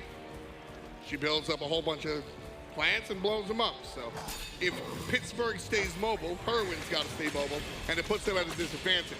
If Dignitas are able to plant down in front of that tier 2 tower, well then, that's a much bigger equation. EmilZy separated from the team. Dignitas could have gone in, but would have been pincered around the back end. And so a smart, disciplined decision to avoid that kind of bait from the support. Rowe gonna look for it, blinking by EmilZy, knocks up Trix. This is gonna be big. EmilZy looking for the big spin, gets one, and the kill! Ataraxia on the back end while Hurriwind goes down, 2 for Pittsburgh Knights. They're hanging on by a thread, but QvoFred gonna put one down. Trixtank trying to grab him, but DW way too fast. That peel was sick. Rowe with a perfect silence, and look at this, Adapting chasing out Fred on the top side. Way to go! Team Dignitas with their assassin down. It's a 2 for 3, so it's really not a blowout here. But I keep saying, man, QvoFred's gotta be the boy. And if Adapting can separate him and put him down, he's not gonna have that chance, and the late game will belong to the Knights. I mean, Adapting's looked so good this game. 5-1-2. He's been a part of 70% of Pittsburgh Knights kills. He's got half of them underneath his belt by himself. But at the same time, you look at what Cubo's starting to build. Yes, Adapting had the big power spike moment there. He was undoubtedly the stronger assassin in that team fight. But now Fred has Deathbringer, and that changes equations pretty quickly. Deathbringer, Heartseeker. We'll see. This is one that has to be, you know, this is one where I kind of want to ask, all right, 4 players go stand in the lane, and you guys 1v1 in the mid. I just want to see the assassins bangarang and see where it comes down to, because this has been neck and neck the whole way through. 10-9, 59-59. I mean, Dignitas' carries cannot afford to be getting hit by this many abilities at the same time. Ataraxia and Hurriwind aren't doing a good enough job, in my mind, of balancing that high wire that is being close enough to your ADC to peel for him, and vice versa, but also not being close enough that you get hit by the same initiations. EmilZy is pushing them back so easily just by himself. He's the same level as Hurriwind. Hurriwind has Obsidian Shard now, but how's he supposed to deal damage to him? That's something that I think Dignitas has had problems with all season. I think the communication of the backline has been a little bit rough for Dig, and they kind of win despite that fact. Adapting lined up. Pittsburgh Knights were ready. Every hand was on a button looking to go in. Why couldn't they? It's a little bit, not enough information on this positioning, and they were down relics a little bit. Both no relics. Relics just now coming up from Deathwalker, who, by the way, upgraded both of them already. He spent 1,000 gold to try and stay safe throughout a longer game, and it's cost him. He's down itemization by a pretty significant margin, only having 3 completed items. It feels like a little bit of an over-investment in my mind. We might get that investment back. Gold Fury started by Pittsburgh. Trixtank blinks to the back line, finds himself surrounded, but here comes help. And Variety will shove players aside. Ultimate chased out by EmilZy. That's probably the biggest win for Dig in that whole exchange. Adapting still lurking. He's gonna get good poke damage onto QvoFred. It might not be poke damage anymore. He's gonna force Fred back. Big plays here so far for Dignitas in our minor skirmishes, but the ultimate out of Ataraxia looking to cut down EmilZy. Flip back, still alive. Will get out. Vote also gets out. Dignitas put everything in and get nothing in return. It's, again, Hurriwind looks at different targets, and I think he makes the right choice. It's just a little bit unfortunate that Vote's able to survive with a sliver of HP. With a lack of damage coming from Ataraxia is noticeable right now. He just can't chew through all of this HP and protection from EmilZy, even with the chin size and the Executioner. That said, they got the Tully TKO. Yep. Not quite the kills. Players had to back off. That means Dignitas get the objective. It's a 2K gold lead one more time. Man, look at the support carries right now. This is the player damage charts, not damage mitigated or anything like that. Wait, that's not XP per minute? No, it is not. It is damage, and EmilZy number 2 on his team, Trixtank number 3, but by a very small margin, not number 2. EmilZy flipped back into the wall. The spin is good, but it's Trixtank. No problem. A little bit of poke coming out from the assassin, but again, no problem. Pittsburgh lose their support here, but they got Ataraxia's beads. Good amount of CDR in the build for EmilZy already. 30%. He's gonna have that ultimate up pretty quickly. Pittsburgh are here for the steal if they are so inclined. Dignitas finish off the pyro.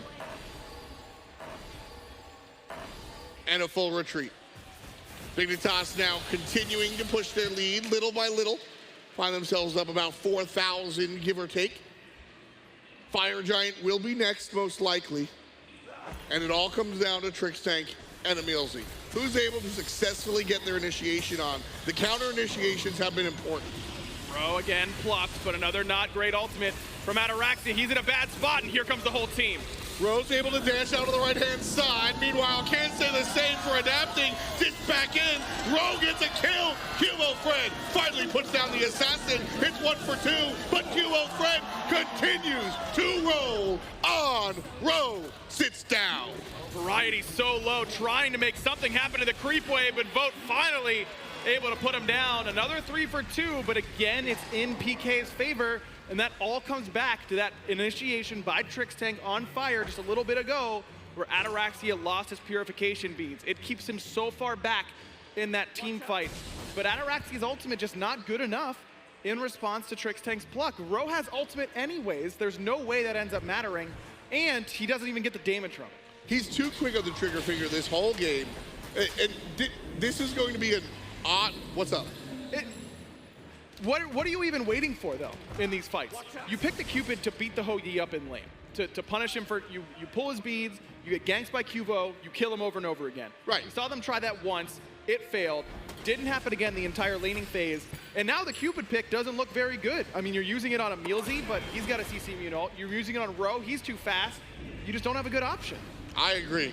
Very salient points. Perhaps more salient, I have a weird criticism. QvoFred did not use either beads nor Aegis in that entire fight.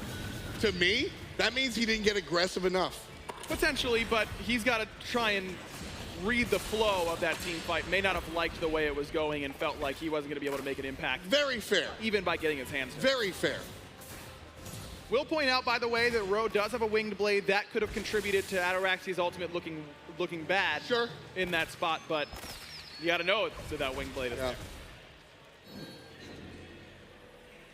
The game will change based on Ataraxia's successful ultimates and QvoFred getting multi-kills. Mark my words. That is the win con for Dignitas. And Hurriwind, because now he has Soul Reaver, and that's going to make a big difference because they've been trying to hit frontliners all game. I've had no beef with Hurriwind at all. I've loved the way he's played. 1, 2, and 5 doesn't look great, but that's why I tell people not to stare at slash lines. The 5 assists have been incredibly important. They have been huge. Hurriwind has been, honestly, Hurriwind was one of my question marks in the beginning. He's been one of my standout performers for Dig. Agreed. I think he's played well so far today, and now might be able to take advantage of that a little bit more. Rowe and Deathwalker both just whiffed ultimates, and it cost Dignitas nothing. But here's the problem. Their composition does not have very good objective damage, and PK still have pretty good steal potential. That means this fight is awkward. Quvo either has to commit to doing damage to the objective and put himself in harm's way, or be a non-factor. Decent ultimate by Ataraxia, chases out EmilZy's ult. Ataraxia has to beat it anyway because he walks up front. God. Gigantic QvoFred ultimate, and it's adapting that starts the party. Ataraxia goes down, EmilZy's low, adapting's low. The flip is good. Variety looking, can't find a kill, but Vote certainly can. Number 3 for the Scottish Hunter. Quvo trying to get something back for Dignitas, and it looks like he may have somehow escaped, but so did adapting. Just a sliver of HP. Dignitas just a little bit low on damage.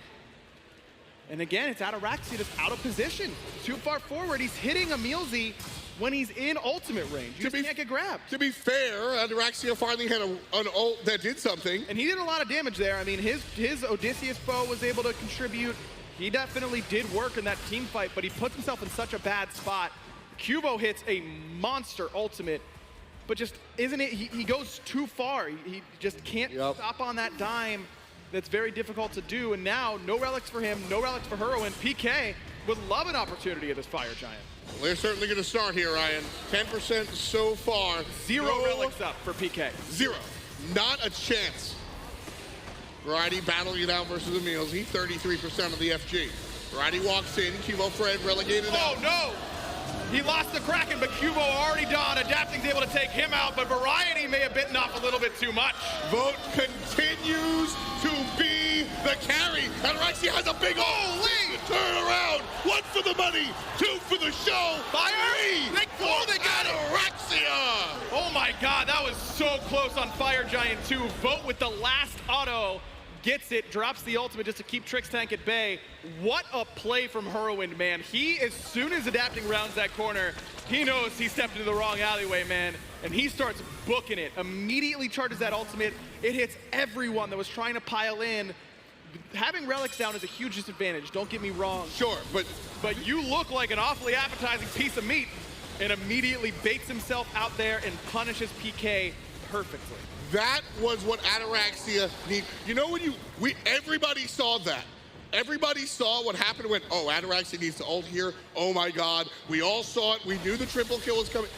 That's when he needs to ultimate. He's got Hurriwind, Trixtank, other people to take the first shot. He's got these other people to go for the initiation. Ataraxia should be ulting, I don't want to say only when it's completely confirmed, but only when it's completely confirmed. I mean, when Hurriwind's going to do that much work for you, it's an easy overlay for sure. Great play by Dignitas. Now, don't forget, PK did get fire. They've got it on their 2 carries, but it's still not a great situation for them at this point. I mean, an Aussie picked up by Quvo. Don't know how much I love that pickup. I think the Bloodforge might just be better, but he probably wants the flat pen. So what I like about the Aussie is it's about the game. Gold's Fury to Pittsburgh Knights. Surprised and no fight by Dignitas because their relics were coming up. They had some ultimates. They just decide they don't want to go for it. Too spread out. A little bit, I suppose. Variety a little bit out on the outside of that team fight. How about Variety's play on Fire Giant, by the way? I'll be honest, I'm kind of surprised that Deathwalker doesn't know how that matchup's going to go. As soon as he uses Kraken, you're going to get King Arthur ulted. So you just can't use Kraken in that spot. Now, the argument is he can't just sit there and let him wail on him. So, I mean, I agree, you're stuck in a bad spot. But Variety, perfect timing, gets himself out of that Kraken damage right as it's coming through. You want to talk about negating an ultimate. Yeah. He turned getting knocked up and stunned and taking all the damage in the world into I'm putting you on the back foot. That was a sick play. Pittsburgh Knights looking for the tier 1 tower. They find it. Pittsburgh Knights looking for the tier 2 tower. I don't know why Variety's still pushing in right. He's full build. You don't need to be farming up right now. You need to be grouping at this point. PK, they're down right now. QvoFred lining up the ultimate, waiting for the perfect opportunity. This would be a great look, but doesn't have the team on the same page. So Pittsburgh will back off. Feels like PK just goes, I mean, if you're gonna let us push, we'll push. As soon as you push back, we'll stop. And it takes Dignitas a little bit too long to respond. Now, losing the tier 1 tower is certainly not a huge deal by any stretch, but I think it says something about PK's mental state, their willingness to step forward despite being down a little bit of gold. I understand 2 of them have Fire Giant, and it is enhanced, but still, Dignitas are doing pretty good work right now. Going back to that Aussie conversation, the only reason I want to turn it back is because I think it has to do with what the game has been dealt out. Every single fight, we see 2 or 3 people run away in the red.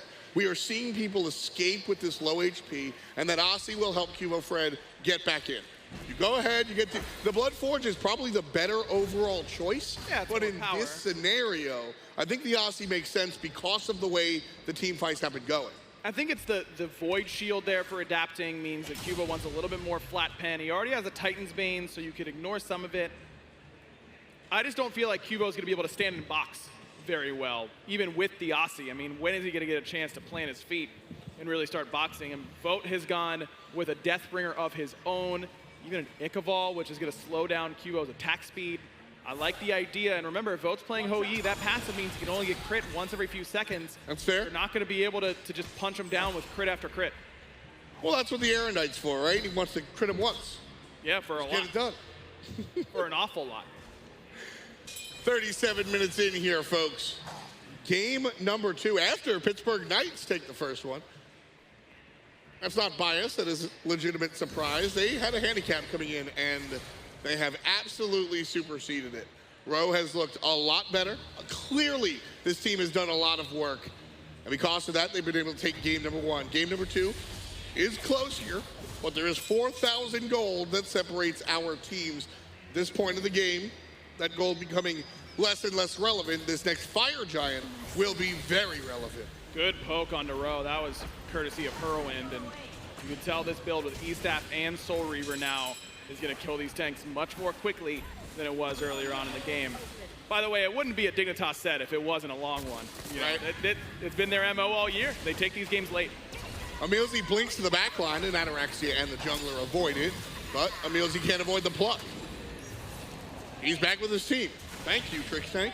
And the retreat from Pittsburgh Knights. One more time, our teams stationed around the fire. Now, Hurriwind did use the ultimate there, so that's a big deal because he only has 10% CDR in the build, but it got adapting beads. Maybe a little bit of unnecessary beads, I have to say, because it looked like Deathwalker and EmilZy were starting to auto it down. Adapting saw a couple people surging forward and decided to use those. It could be a big deal. I mean, Cubo, if he's able to find adapting now with a big ultimate, he can see C-Chain him down and he can kill him before he's ever able to move. Well, Pittsburgh Knights down the gold doesn't seem to mind as they push up in the Fire Giant pit. Variety could be in a bad spot, but Rowe chased out as Trixtank covers the flank. Nice job from the Dignitas support.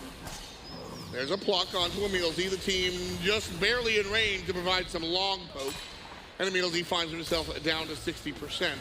The HP 5 on the Xing will allow this to keep on trucking.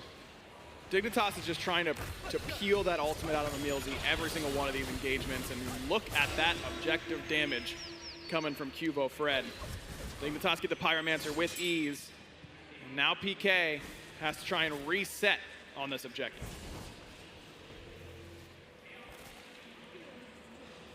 Rowe will start the pull.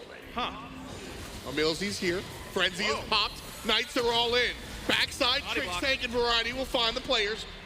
And there's Variety dealing with Vote. As soon as he comes down, Deathwalker meets him with the Kraken. But it's QvoFred all alone on the back line. Fire Giant dropped. Everyone's still alive. Oh, but that Mantle proc saves Rowe, but not enough. Ataraxia, his Heart Bomb does the job there. And Pittsburgh Knights, I think, just lost some patience in that moment. There's no real reason for them to force that objective. They don't have a big power play that they're trying to go for. Felt like they were just sick of sitting around, and Dignitas with a quick punish. Halfway done with the EFG, EmilZy. Stunned on the outside. Dignitas leash one more time. Good blink. EmilZy's gonna be the target, and he's gone. 5 in a row for Ataraxia. 2 players on the bench. EmilZy over a minute. Is it Fire Giant or is it Tower? It's Fire Giant here because it's going to open up the door for so many towers later on down the line. I got to give credit, man. If we're going to criticize Ataraxia and his play so far, I think we got to give him a lot of props. He has looked really good. 5 in a row now for him after a really tough beginning to those fights. Brief pause in the action. We'll figure out what's going on and give that to you guys in just a matter of moments. But to continue talking about the Ataraxia thing, I have to agree. The adaptation of the comms has clearly been made. I think I mentioned it earlier. They were looking for the initiation out of the Cupid. Now when the Cupid does the follow-up ultimates, they're being very successful, and they're finding what they need out of that. There's just so much more patience there from Ataraxia. I mean, it's just a difficult situation for him when this back line is so quick to get on top of him. He's been able to space a lot better. Trixtank has been able to give him a little bit more space. And it seems like Dignitas as a whole, not just Ataraxia, but Dignitas as a whole has begun the team fight much better. Admin originally talking to adapting, now talking to Hurriwind as we work our way through this one. Ataraxia there looks frazzled. This is an interesting moment. I mean, when you have, is there momentum? Is there a team that has the momentum right now? Yeah, it's Dignitas, right? I mean, they've got two players dead. They've got an opportunity to get fire. It looked like PK was going to start backing up and look for a disengage, allow Dignitas to get that fire giant, and then Dignitas can start their siege. I think that Dig absolutely has the momentum right now. They just got 2 big kills. What's actually pretty nice here, and talking to you, asking you to wear your player hat, if there's ever a time that you want this, that never, right? But this is that comfortable momentum where you, all right, we got the fire giant, we're all gonna, the next thing they do is back. I actually don't know if I agree because I want to ride this wave, right? Because Dignitas has got to be filled with a little bit of nervous energy. They lost game 1, they're the ones facing elimination, they're the ones that are favorites coming into this game. They've got more pressure on their shoulders, and so I kind of want to forget about all that. I want to ride this momentum. I want to keep the train going, keep the ball rolling, never stop, just try and get towards the end of the game. I think that I would rather just keep it rolling in that moment if I were them. See, I think this is it. The fire giant, you know, you get the big moment. Dignitas get this fire giant for free. They're going to back to base. The crowd gives them a little bit of a cheer as they hit the objective. Pittsburgh will pick up the Primal Fury. But Dignitas winning their sales, 7K up, 41 minutes of gameplay. As my co-commentator said earlier, we're used to this if we're Dig fans. Yeah. The late games are what they do. This is pretty classic Dignitas. Wouldn't be a Dig game otherwise. But that means they're very comfortable in these scenarios. Now, I think PK, definitely a team that team fights well late game. This is where adapting gets to do adapting stuff. Yep. Gets to insta-kill your whole back line. He's got a Blood Forge now to get that shield. I think he's in a pretty good spot to make big momentum plays in this next team fight. But the amount of damage that both Hurriwind and Ataraxia have been able to do. Remember when we tuned in and Ataraxia was below Sobek? Yep. Not anymore. Not at all. I mean, that's doing well. That's the turnaround. I think there was specific communication about when that ultimate needs to come out because it was just way too early all the time. And we have seen a clear difference. And Dignitas has been successful because of it. Tier 2 tower goes down as well. And Dignitas spread the floor. All of the objectives have been taken care of. Left side will be the push. And it's a 5-on-5. No assassin splitting in the mid lane. This is all in from Team Dignitas. Adapting has a Magi's now, so it's going to be harder for him to get CC'd and displaced as EmilZy blinks in, but immediately gets knocked up by Variety. That stopped any idea that he had of going aggressive. That was a really nice interrupt. Variety bubble still intact. And Trixtank leading the charge. Dignitas waiting for their minions, and Pittsburgh taking care of them relatively quickly. Enhanced Fire Giant does enable you to have a little bit of better attacks against these backdoor protections. And Trixtank will take note of it and walk in by himself. Whirlpool is popped. EmilZy backs off. Pittsburgh playing very cautiously. Still a minute and a half plus on this Fire Giant for Dig, so they can afford to take this slowly. Whirlpool again looking to get rid of the minions, but Dignitas have to find an entrance at some point. Variety pushed out one more time. QvoFred getting antsy. that's the tell, is Cuvo has not been charging that ult a lot. I think that means he's going in soon. And adapting, finding poke around the corner. Love it. He's keeping the front line in combat. He's making sure Trixtank can't blink. But Trix creates some space. Variety all the way in the back, but Vote zones out the whole team. EmilZy's down to half HP. Big ultimate out of Persephone. Rowe's low and finds an exit on the right-hand side. The rest of Dignitas push up, and the left side Phoenix toasted. Surgical. I mean, that Dignitas just small little moves here and there to try and get it, but watch out, big initiation. Big whiff.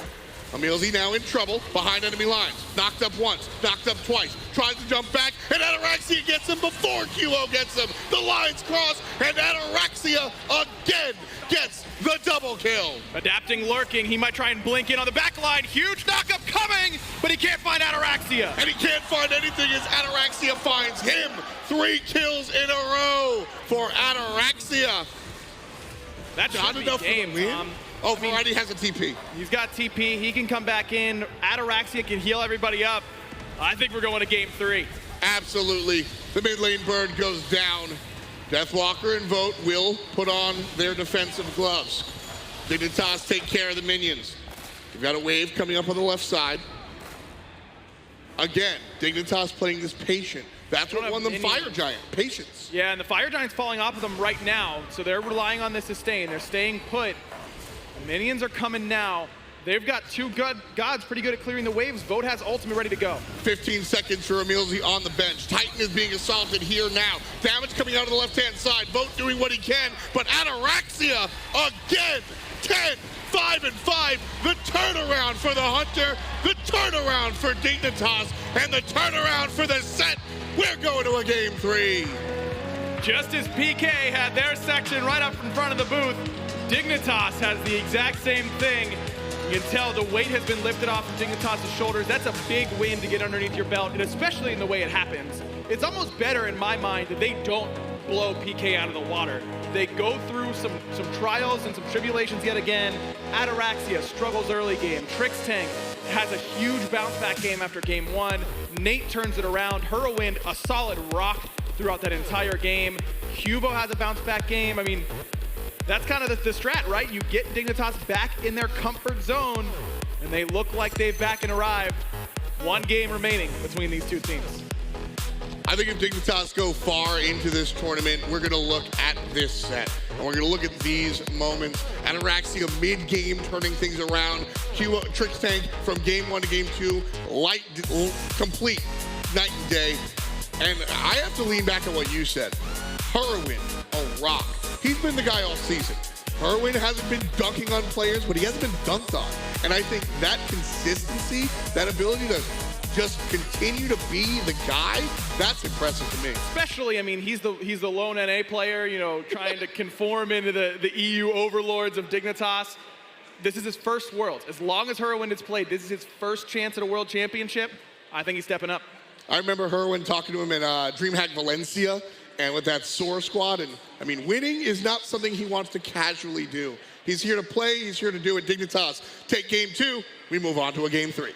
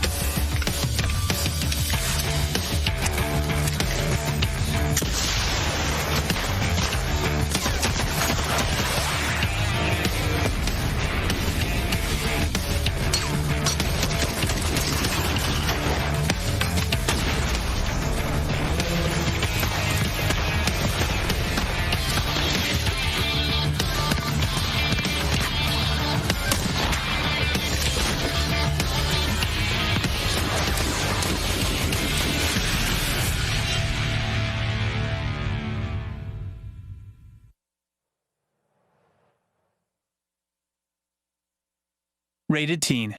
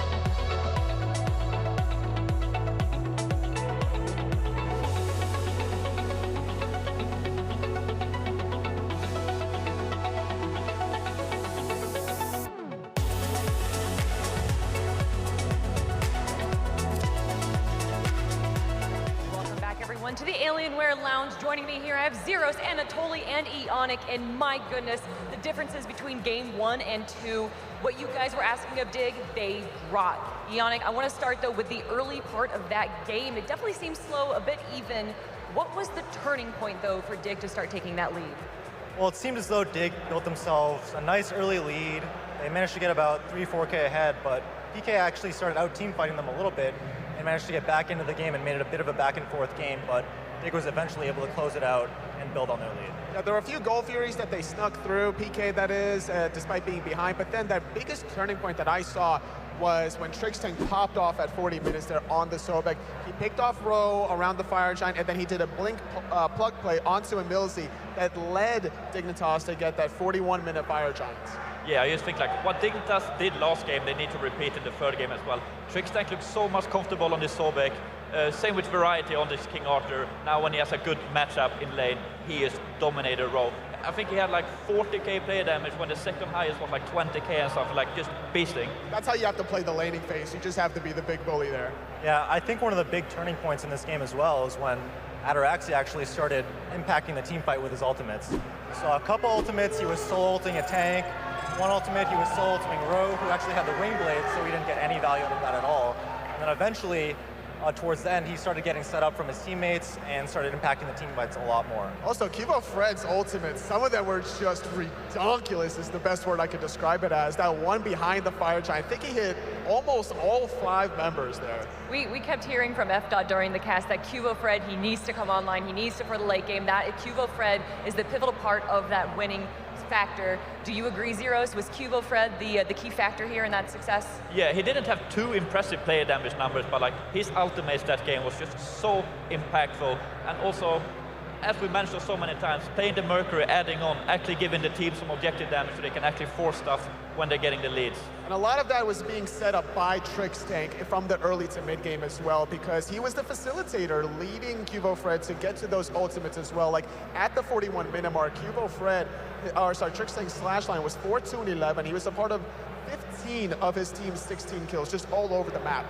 Yeah, Fred didn't have too high of a damage number, but his ultimates were impacting the team fights, disrupting the team fights, and something else that I think is really important is that he was threatening damage, so the carries had to be afraid of those big crits, whether he was getting them off or not. Anatoly, I do want to talk a little bit more about Trixtank, though. I feel like in game 1 we were focusing on the solo lane a lot with Rowe versus Variety. Here, though, it definitely was Xing versus Trix, and this is something that you asked Zeros is, why is Rowe not on Xing? Yeah, that's kind of weird. I would like the Amaterasu support from him looked really good the first game too, and I feel like Xing Tian solo should be a good pick for Rowe, right? I feel like that would fit his playstyle perfectly. I don't think you want to put Rowe on like some lane bully like King Arthur. I think like passive Guardians I feel like should be good for him, but yeah, I don't really know. Xing is very safe up against the King Arthur because you're getting protections from your third ability, you have a lot of HP 5 from your passive, you're mitigating some basic attack damage from your Furious Sword, but at the other time, who would you rather have late game form, Amaterasu or the Xing from the solo lane? Well, I think personally I would rather see EmilZy on the Amaterasu, though. I think he's just been playing it a little bit better than Rowe has. Well, we're getting into picks and bans of game number 3, the final game between PK and Dignitas. Now, what are some bans that you guys want to see right out? Are we going to get him respect bans after that last game? I don't know. I don't know if PK thinks that they're going to give away the Persephone again, because actually PK's first pick this time, the first 2 games, Dignitas was actually first pick. I think Amaterasu has to be like banned by Dignitas. I don't think that, even though like PK didn't succeed too much with it here. Oh, the respect ban, I like it. Trix was looking very comfortable on that Sobek, so I actually like that ban a lot. Force him to play something else. He has the momentum going on the Sobek. He's warmed up. Make him play something else. But banning out that Sobek, they now let Xing through. Yeah, but like I think I'd rather give away the Xing than the Sobek. Like through the years, like Sobek has been one of Trixtank's best nodes, alongside with Fafnir, in my opinion. So definitely respect the Sobek banner. With Amaterasu still open, Dignitas actually not interested in that whatsoever. They're opting to go for the Xing and also still the Persephone. I like the idea here to like limit some of the basic attack damage with the Xing, but wouldn't you rather have mobility from Ama? Yeah, I think Dig doesn't really have too many Amaterasu players. I don't think Fred is going to play it. I don't think Trix is going to play it. And I think that they want variety on a very aggressive pick, early game aggressive pick, such as Arthur or Tier. Yeah, because we saw what PK did the first game, right? They had Amy support, and then they had the Cerb solo, so they have a Guardian with a lot of CC, but I don't think Dig want to go down that route. I don't think you want to pick Variety on a Guardian against Rowe. I feel like Dignitas probably very confident in Variety winning that matchup, so they want a lane bully for him. Probably an Osiris to see it out of him in the solo lane, honestly. Yeah, I think this was actually very smartly played, the picks and bans by PK. They know that Dig is not going to take the Amaterasu away from them, so they're safely able to lock in the Xing first pick. Ooh, all right, last pick coming out here from Dig before we get into the second bans phase.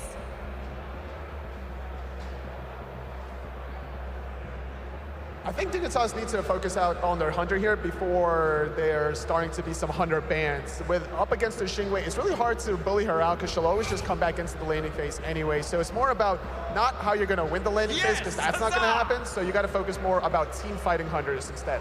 Yeah, I'm also kind of interested in PK. Who's going to play the Merlin? I know Volt can play it, but we've never seen Deathwalker play it. And Deathwalker is still kind of relatively new in the mid lane, right? So can even play the Merlin? And if not, are we going to see Xing mid maybe?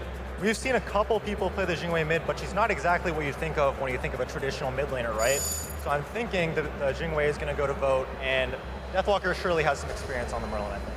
What are you guys' thoughts? We saw that Quvo was a pivotal part of that game right there. Is Merc going to get banned out in this game, or are they going to let him through and potentially allow him to have it again? He had a lot of big outs, but I don't know if they're worried too much about the Merc. If they don't know anything else to ban, maybe they'll get rid of it, but I don't think they will. It seems that they're worried about a cripple, right? They're thinking about team fighting ultimate Hunters. Cupid fits that bill. Yeah, it didn't seem like PK was too worried about the Cupid in the first couple games, but it looks like after that second game, they've decided it's too much for them. Yeah, I talked about it the last game as well. Cupid kind of counters Susano, right? And we know adapting really like Susano's. Like, if they don't ban Susano Dignitas here, I think PK is probably going to look for Susano jungle. Last two bans here coming out. It is indeed Susano. That's a smart Susano ban. And what do you want PK to ban out here? Never mind, it's going to be Tier. Yeah, Tier's a smart ban as well because Achilles can be flexed to both jungle and solo lane, so a safe ban would be Tier there. Do you rather play against King Arthur than Tier though? I don't know. King Arthur's still open, right? So yeah, I think they're just more afraid of the signature Tier for Variety. It's more of a signature pick for him. But already with the Pele locked in yet again for Dignitas here, I think that they're taking a lot of shots at adapting, more so than to cater to their own composition. This definitely feels like a targeted pick. We're talking very highly about Dignitas here, and a Thanatos pick potentially coming out for PK, partnered up with Athena. Will it get locked in though? Wow. Last time we saw Adapting play this Thanatos in SPL, he completely ran the whole early game. He did a full boot start at level 1 Thanatos, probably the strongest jungler in the game with full boots. So if he gets off to a good start here, there could be trouble for Dignitas. Yeah, Thanatos was actually second banned by Dignitas in the first two games. This game, they decided they could go to ban this Susano. Yeah, look for adapting, so look to kill a ward early, get that 50 gold, start off with Warrior Tabi. If not, he'll be very happy starting up with Ninja Tabi anyway, so expect a boost rush. What are your thoughts on that, Scotty? Yeah, what about this Skadi? Where's that one even going? I feel like that's a Ataraxia pick, right? But like Skadi in dual lane, that's something at least I haven't seen in a long time in either competitive play or even in ranked. So I'm really interested to see how that one's gonna go. Yeah, I'm not too sure about this Skadi pick. I know Ataraxia is very comfortable on the Skadi, but she's very immobile into the Thanatos Ama. She doesn't really have anything to get out. She has to use her actives to get out of the Ama ult. So I think it's more about disrupting the Thanatos once he lands from the hovering depth. You drop the permafrost on the ground wherever he lands. You're forcing a beads. You might have to even force out a Bad Guy's Cloak out of him. So that's one defensive measure.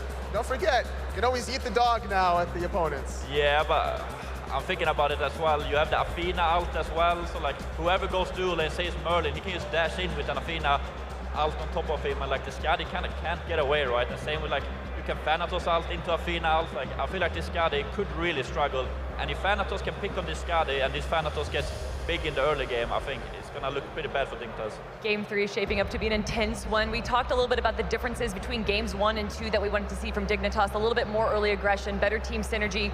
What do you want to see out of these two teams right here, right now? I think if Dignitas are to win this game, they need to take it to the late game and then just kind of have a battle of the mental fortitude against PK.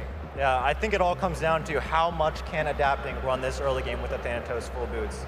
We know he's done it before in SPL. Can he do it again here on this stage? Well, Ionic, with that being said, game 3 for the set, who do you give it to, PK or Dignitas? This is a tough one. I think I'm gonna have to go PK though. I like the Thanatos pick for adapting, and I like the Merlin pick as well. Anatoly? I'm gonna give it to Dignitas. After winning that last game, even with a very unconventional draft now in game number 3, when everything is on the line, they showed that they could still bounce back in the last one. Zeros, do you give it to Dig or do you give it to your old team, PK? I have to give it to PK. I think this Thanatos is going to be out of control in the early game. Our analysts here say it's going to be 2-1 to PK, but we're going to find out in a very short moment, everyone. It is game 3, Dignitas versus PK! So far, I thank the desk an awful lot, but I gotta thank the crowd for this one. That is the energy we're looking for. Tom Badger, Ryan Agrabelli on the mic, and of course, the best of the business, Doug on the 1s and 2s. And we've got a Scotty. I mean, if anyone's gonna do it, it's Ataraxia, right? You're damn right. You know, so much of the meta has been these mages in the long lane. Now we're starting to go back to hunters, but it's things like Xing Wei. We've seen a lot of that. A little bit of Ho Yi coming back into the meta, even a little bit of Ullr sprinkled in there, some Chronos. What are the picks that Ataraxia's played so far? Cupid. Scotty. Can't find the tier list, bro. Can't even find it with a, he couldn't find it with a map. He couldn't find it with a Chinsai either. But I mean, Ataraxia has always been a little bit different with how he's approached it. And at the end of the day, although we've seen the slight shift back to traditional hunters, I do think that the carry world of play what you're good at is still alive and well. And Ataraxia playing this Scotty, for what it's worth, Scotty is excellent against Thanatos. And Thanatos is the big threat that everybody's looking at here for Pittsburgh Knights. An invade on the speed buff. Yeah, I like this call. Just, you want to come and fight me, the full boots Thanatos at level 1. Yeah. Hold this for me. Yeah. Just take the site. Trixtank's doing his job, though. He's delaying. He's making sure that Adapting has to split the farm. Adapting gets speed, but that's by design. Trixtank is just there to make sure that he has to split the farm. A lot of characters don't deal with Thanatos well because he's slow immune, he silences, he gets his health back. But that Scotty will be an issue if we take a look at it. But when you pick a character like Thanatos, as we move from Scotty to the big Death Angel, I mean, that's a statement character, and you've got to play a certain way. It's not like this Xing Wei where you could do well, you could do poorly. If you don't get off to the early game success on the Thanatos, it's kind of a lackluster pick. Agreed, but clearly there's a lot of respect for it overall. I mean, Dignitas has banned it the first 2 games in the second ban phase. They decided to ban the Susano this time around, which I do think is a very smart ban. But I don't know, man. I mean, maybe you don't ban the Cerberus and instead ban away the Thanatos. I think that there is a non-zero chance that Adapting goes full Season 2, Season 3 Adapting mode and just wins this game by himself. It's quite possible. I think it's more possible on Susano. I will never say no to a Susano ban. I like the Susano ban. I want to see more of the Susano ban. I will invest in the Susano ban. Call me up. The Cerberus ban, I mean, you're looking at Rowe. He did well. That was Rowe's game on the Cerb. He didn't just fill the job like he has been. He played well. And if you're Dig, you want to avoid any chance of that happening. So I've got no beef with the bans, but I think that Dignitas are very well aware that Adapting might just King Cannon it tonight. And I'm also worried about this Scotty against the Athena. You heard Zeros highlight it on the Alienware Lounge. It just feels like a pick that can cause a lot of problems for the Scotty. Vote can just dash in. Ataraxia goes, please stop. That's his best. He whispers, vote real quick, let me live. Like, what is he supposed to do? It is tough. Immobile. Don't forget, we haven't seen much of Scotty, but there was a lot of talk around mid-season where the character got changed. She could just yeet the dog at somebody now, right? And so that's a big deal. She didn't really see much play after that change. So we're certainly going to see Ataraxia lean on that. Immediately shows up. The taunt is good. The beads are better. And Ataraxia will get out of there. I think we saw one player play Scotty, and it was Scotty mid. Yep. And it was Ataraxia. Yep. Whenever Hurriwind went to the long lane. Yep. Pretty sure that's it. So we know there's a character he likes very much. He liked it before the change. He did? I mean, look, you practice for over a month. You've known that you're going to be at Worlds for over a month now. You've been putting picks in your pocket, trying to pull out something that teams might not be used to playing against, not used to the play patterns of. This is the time to pull it out. And if he really feels like this is a pick where he could exploit the enemy's inexperience against Scotty, specifically post mid-season where the ultimate got changed, you're not doing it anywhere but now. And I mean, something else that I think you're getting at, the team has practiced with this. This isn't a, hey guys, pick me this god we've never played before on our elimination world stage. You know, this is something that Dignitas have played with.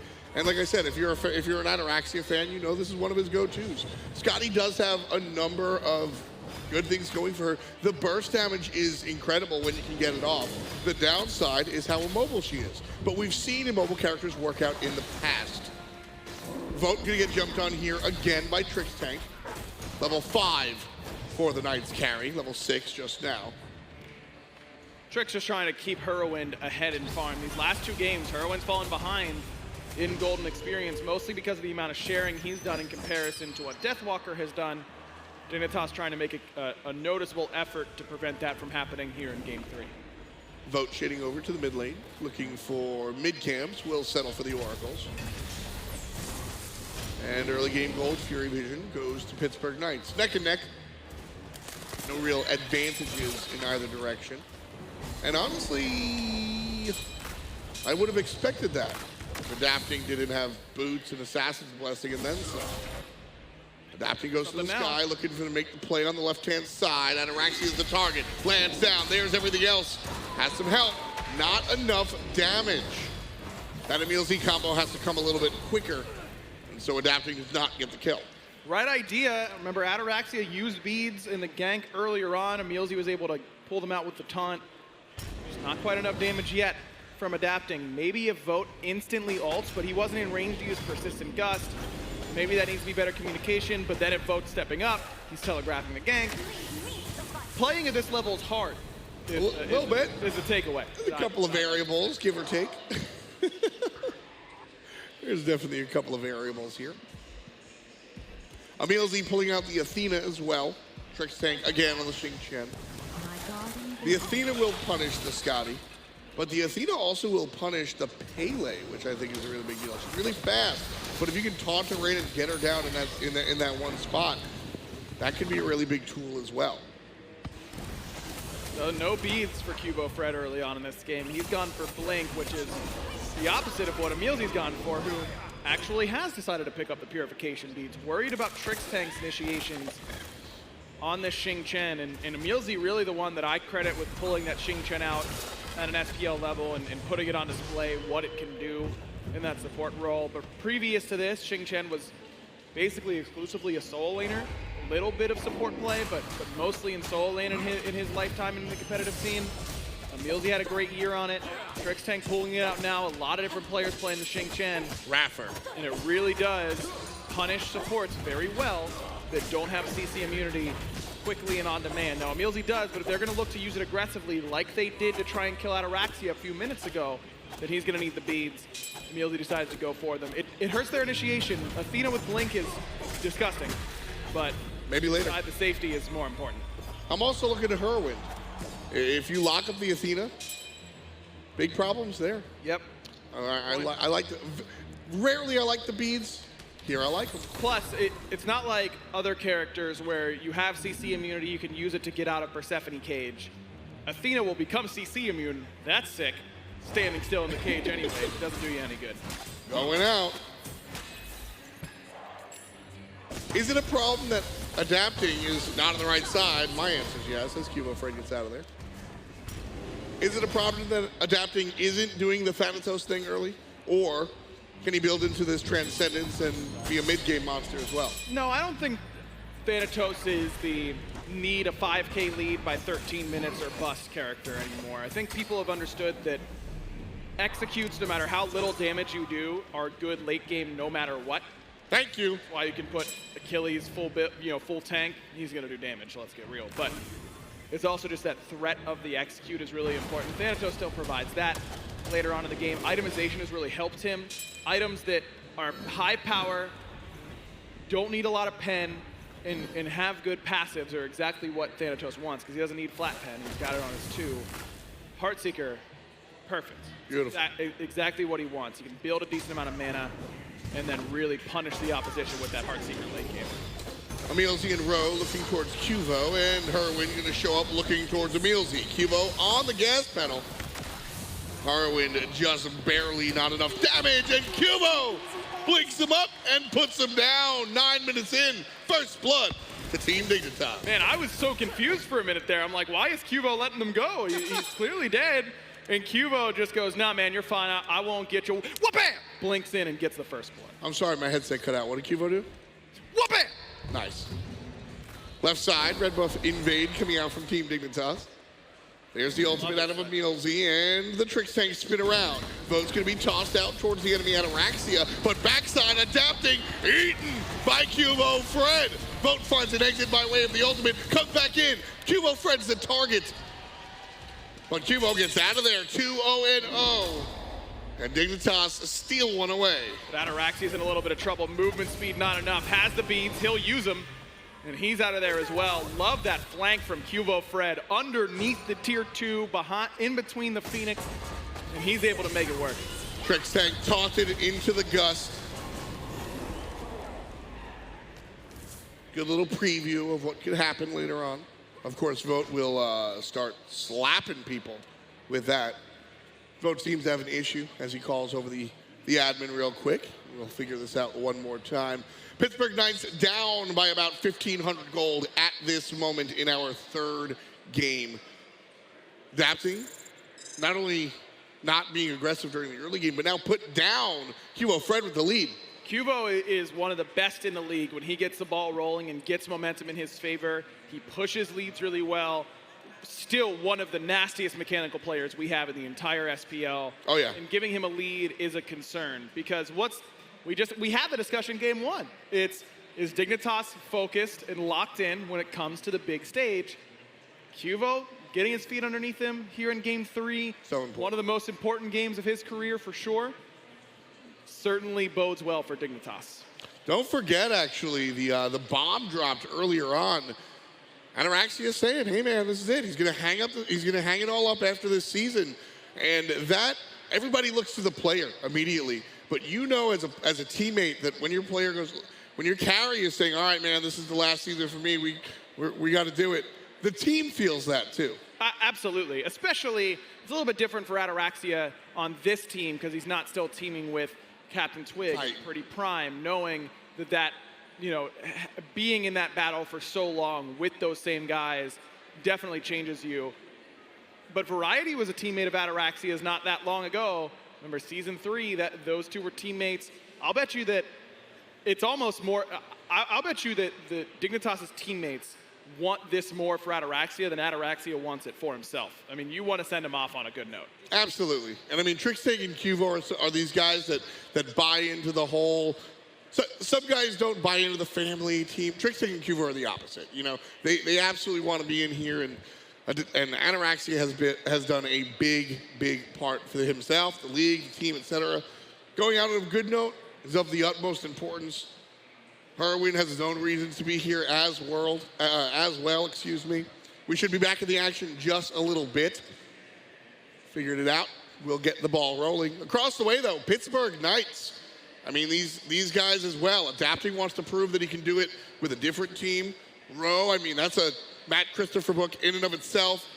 Deathwalker, EmilZy, and Vote. Again, just saying we can kind of do it as well.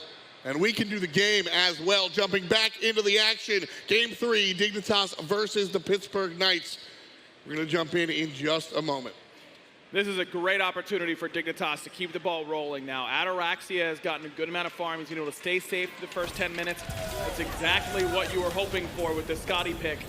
Really looking for him to rotate in once he gets his Transcendence and start making an impact. Now, Vote's already gotten started on those Devourer's gauntlets. He's in a great spot to try and hard carry this game, but it's going to be difficult with QvoFred having this much farm this early in the game. He's level 10, adapting only level 8. I was saying that Thanatos isn't as feast or famine as he was traditionally thought of in the past, but looking a little bit more like famine right now. Still only level 8. Quvo now, 11. Wow. I'm sorry, the level 8 disparity caught me. That actually caught me a little bit. I did not realize it was that big. Because I think this is less to do with the character and more to do with QvoFred just being fantastic. Trixtank taunted, chased out the ultimate, up top, Ataraxia assaulted, 1 dunk, 2 dunk, that's a kill.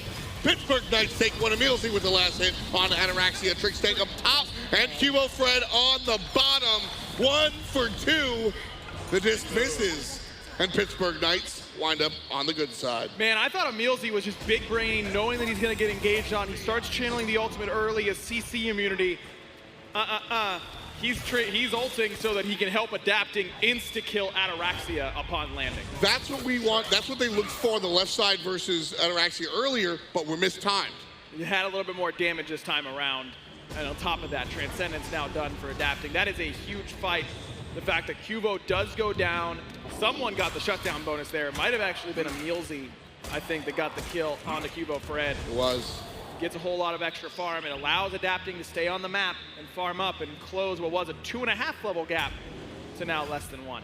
All of a sudden, this game, specifically the jungle game, much, much closer. Gold obviously tied up 3-2, but adapting back in it. I mean, it was literally a minute ago where I was mouth agape at a 4-level lead, and now all of a sudden adapting goes, nope, I'm still down 1.5 levels, but I can make it rain. But Thanatos, Athena, double dunk combo. We've seen that over the years. This isn't reinventing the wheel here, but successful is as successful does. And Ataraxia feeling the immobility problem that Scotty is still plagued by. Level 12 now, hasn't gotten a chance to back for Aegis quite yet. That'll do a lot of work on that play. As long as he can live long enough to displace adapting and EmilZy, just drop a permafrost, and you're going to do enough damage in that team fight, not necessarily by damage numbers alone, but by moving the enemy around, that it might not be so bad. I also think that we haven't really talked about the amount of follow-up you need for Persephone ult. Persephone ult does such a good job of locking a frontliner in place, but it's not going to one-shot them. You need actual damage to follow up. For sure. Scotty probably one of the better ones at getting that working. Caldier, when he gets to plant himself and eat, he's going to do an awful lot of damage. Persephone ult lends itself to that nicely. Little aggression here in the later stages of our early game, but it seems to have dissipated one more time. Gold Fury likely to be the next target. We might see a fight over the red buff, depending on how antsy Dignitas are feeling. I think Dignitas would be the aggressors here and look for it, but the threat of adapting from the sky is always relevant. And so that's what, if you're asking why aren't they making these plays, I think that's one of the reasons. Certainly a factor, but that being said, Cuvo's hit a big power spike now. He's got his second relic, he's got his purification beads, he's got an Erendite finished, so his ultimate is even faster in that, even with the Magma Rush added on. This might be a good opportunity for Dignitas to start looking aggressive. You want to leverage that lead as well. Hurriwind finished his third option. Deathwalker still sitting on the second tier of his pen option. You've got good power spikes right now. I'd like to see Dignitas start to fight around them. Yeah, you know what? I'm with you. Slam Gold Fury, Oracles or not. Slam Gold Fury, take the fight. Whether you get the objective or you get the fight, you kind of get what you want, which is the aggressive maneuver. Trixtank taunted into the gust. Again, a preview of what we're going to see a little bit later. Every time, that's a damage check. You talk about that from time to time. Got to know how much damage you're going to do just on whether or not you want to decide to all in. Do I want to stand my ground, use my relics so that I can kill this person? It's a little bit easier having hit them recently to understand that math and how much damage you're going to do. You always have a general feeling, right? But it's nice to confirm. You know the numbers, but up top, solo lane duel. In the mid lane, a little bit of more action. Trixtank looks for EmilZy and adapting him, uses it. Half of a fight. I'm not sure we're going to see all aggression here with adapting land safely. And again, a dissipation. A little bit unfortunate for Dignitas that adapting's able to get that ultimate off in time, but he has beads as well, so you're definitely not picking him up in that moment. Trading Trix ult for adapting's ult normally I would say isn't really worth it for Dignitas, but when you look at the fact that PK has 4 purification beads on their team, it's going to be difficult to find a good target. Rowe has a low cooldown ultimate, so you don't have a huge window to punish him, even if he uses that dazzling offensive. and Adapting's ultimate has caused a lot of trouble for Ataraxia so far this game. I've talked myself into it. I'm fine with that trade. One more time, taunt, no gust. So Trixtank able to jump away. Vote a little bit too far for that exchange. And with the players lying in wait, that taunt gust winds up as a death. Vote does one thing that your ranked teammates don't do, kills the talk. Now he's gonna look for the kill on Ataraxia. Here comes help from both the support and the jungle. And Ataraxia all the way under the tower. Yeah, but he still uses both relics in that spot, Tom. I mean, and the ult. I think he did enough to create space, and maybe could have baited PK into diving him a little bit further, use those relics a little bit later. The classic carry, slam both relics at the same time, ends up punishing them there a little bit. You can't get over that wall. Can you get over that one? Deathwalker pops the Aegis. Interesting choice there. Is that a... Can you tell he just started playing mid lane a couple weeks ago? I mean, Achilles hits hard. He's not going to kill you there. EmilZy knocked up. The entirety of Dignitas is here. The beads come in clutch. And Athena walks away. Like I said, that Persephone ult is what I think was the tipping point for EmilZy to buy the Piri. Dignitas here, half HP on Gold Fury. Trixtank doesn't whiff, gets immune. There's the dodge! The dodge of the execute! Now Adapting gets knocked up, but EmilZy is taken out to pasture. QvoFred turns it around. Variety with 2. Ataraxia with 1. 3 dead on the side of Pittsburgh Knights. And Dignitas get the gold. Man, it's such a good engagement by PK. It looks like it's going to be so good. Trixtank again gets his ultimate immune, but then just a little bit of miscommunication and a great dodge from Trixtank. Shout outs to Tank Boots, baby. Crowd control reduction throws off that whole calculation by Adapting, thinking he knows exactly how long he's going to be in that taunt for. Doesn't end up happening. He whiffs. A huge rotation in by Variety. He gets onto that back line immediately. Rowe got shredded. It was just a perfect fight by Dignitas once Trixtank escapes. Even if Trixtank doesn't escape, it's still a pretty good fight because of Variety's flank. Yep. But it makes it so much better that Adapting doesn't get a big health boost, doesn't get his cooldowns back. It makes all the difference in the world. Because that's what you do as a Thanatos player. You invest all in because you're getting it all back. Every hand, you're all in because you know you're taking everybody else's chips. As you kill them, you waterfall through the team fight. So when you get dodged out like that, it murders you. Trixtank taunted in one more time, jumps away. Deathwalker has some help, but immediately goes down. Frenzy popped on the other side as Dignitas look for more, and the flank is not good enough. Yeah, I don't like this spot, Adapting. He's gonna have to use the ultimate right away because Cubo was hunting with that volcanic lightning. Dignitas kind of have their pick of what they want right now. Where do they want to go now that they've got another man down? Right now, 19 minutes in, Dignitas are leading the charge, 7-2. And they're up 4,000 gold. Another break in the action real quick. We'll assess what's going on here. But again, Dignitas have been looking up a lot. They're in a good spot right now. They've got to keep this momentum, though. Cuvo's really picked his fights very well from this position. Ataraxia has been able to stay safe. Hurriwind again with a game-changing Persephone ult.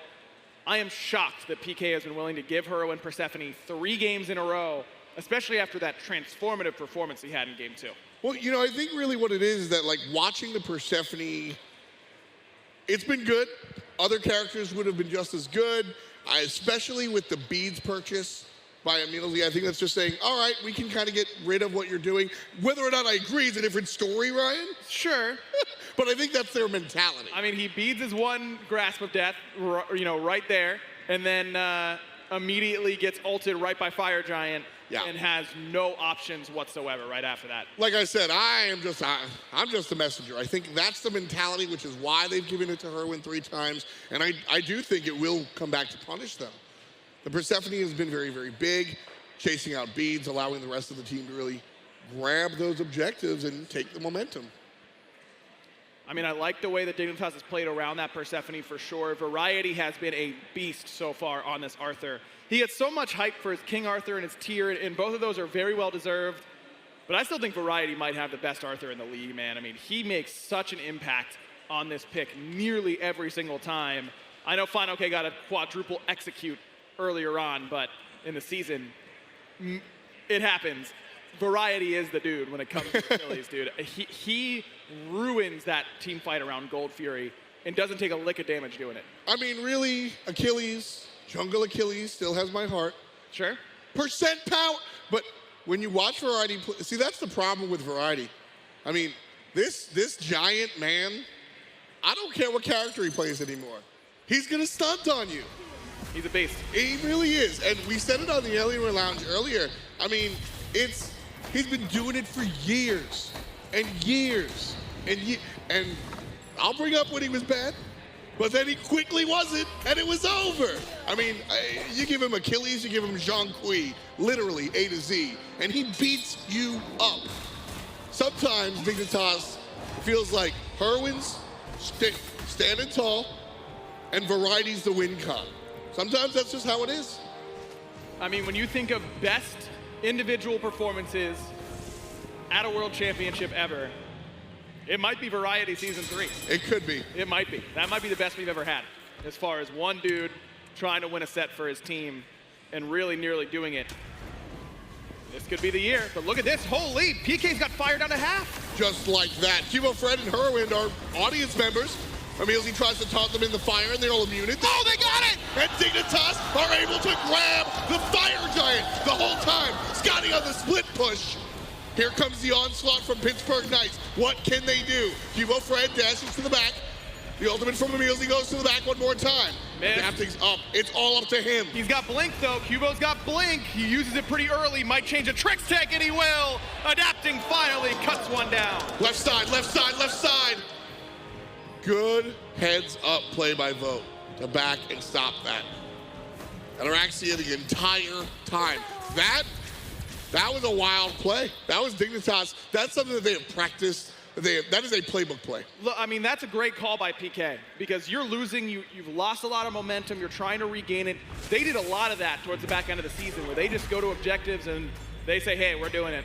Come and see what's up. Variety, I believe, uses Execute to get in range of the Fire Giant. I don't know who stole it. 3 members around. It was Trix, Variety, and Cuvo. Someone ripped that away. And they might be the MVP for Dignitas if they can punch their ticket to day 2. Real crafty stuff there. 10 kills, and Dignitas have 70% of them. We're 21 minutes in. Keep in mind, the other games were 30 plus 40 minutes. This one relatively quick. Dignitas are up 7,000. They can't win off of the next push, Ryan, but they're in the position to win quickly. I don't know. They've got a Fire Giant. They're up 8K. It is really not a small lead right now. They've got a big lead in experience as well, and that is still relevant. Very few level 20s on the map right now. Not even Vote level 20 yet. XP differential, relevant still. Gold differential, very relevant. And that gold lead just going to grow. PK makes the call, give up our tier 2s. I think it's the right call, but it's not an easy one to make. They haven't backed yet. Can we see gold in hand? Yeah, that'll be the charge. I want to see them get this tier 2, back to base, cash that check, and then come down Broadway. Just fight me. That's what I want to see. Just fight me. Dignitas do well when they just ask for it. QvoFred and Variety will smack you back. Dignitas, kick the door down and see what's in the treasure chest, baby. Oh boy, here we go. It's the Variety special. He's feeling it on Achilles. He's doing a lot of damage. So what do? We sell Warrior's Blessing and grab Crusher, baby. That's where we're going with this option. I guarantee it. He loves this pickup. It is risky. It opens the door for you to get burned out pretty quickly in a lot of team fights. Relying on the fact that he still has a big XP lead and PK doesn't have the itemization to cut through it. So Pittsburgh intelligently pushes up the right side. Do you like the choice of Dignitas to look for them, or should they have just pushed up mid? I don't think there's any way that PK let them get mid Phoenix, so denying the tier 2 push makes sense to me. You definitely want to make sure that you can get this red buff and maybe even kill Vote for dashing in. Well, you are going to get EmilZy's ultimate, and that's already a win. Blink forward, there's a taunt from EmilZy, but the turnaround out of Team Dignitas. Up goes Adapting, waiting for the moment. No, it's defensive. Trixtank whiffs. Dignitas Variety still has ultimate, but everything else on the map is expended. One ultimate available, and it belongs to Dignitas. QvoFred assaulted, half HP, everyone on Dig. They can't get this. They're not healthy enough. That was a huge combo by Deathwalker in the arcane stance. He hit Hurriwind, he hit Ataraxia, forced Ataraxia's Aegis. And Dignitas kind of messing around here on this push means that they might not be healthy enough and bought PK enough time to regen that they might not be able to get this Primal Fury either. Primal Fury is a different story, because again, this is fight. Digger all the way back. Backing. That's pretty rough. I mean, if they just back it up, go to Primal right after the fact, they should be feeling pretty good about their odds at Fire Giant. But now, PK just do 7% more than you when it comes to Fire Giant. Neither team with great secure, so it's always kind of up in the air. That's what lended itself to the Fire Giant steal earlier on. Not great secure by PK, but if they had 7% more damage with that Frenzy and the Ama on their team earlier on, that Fire Giant's gone long before Dig get there.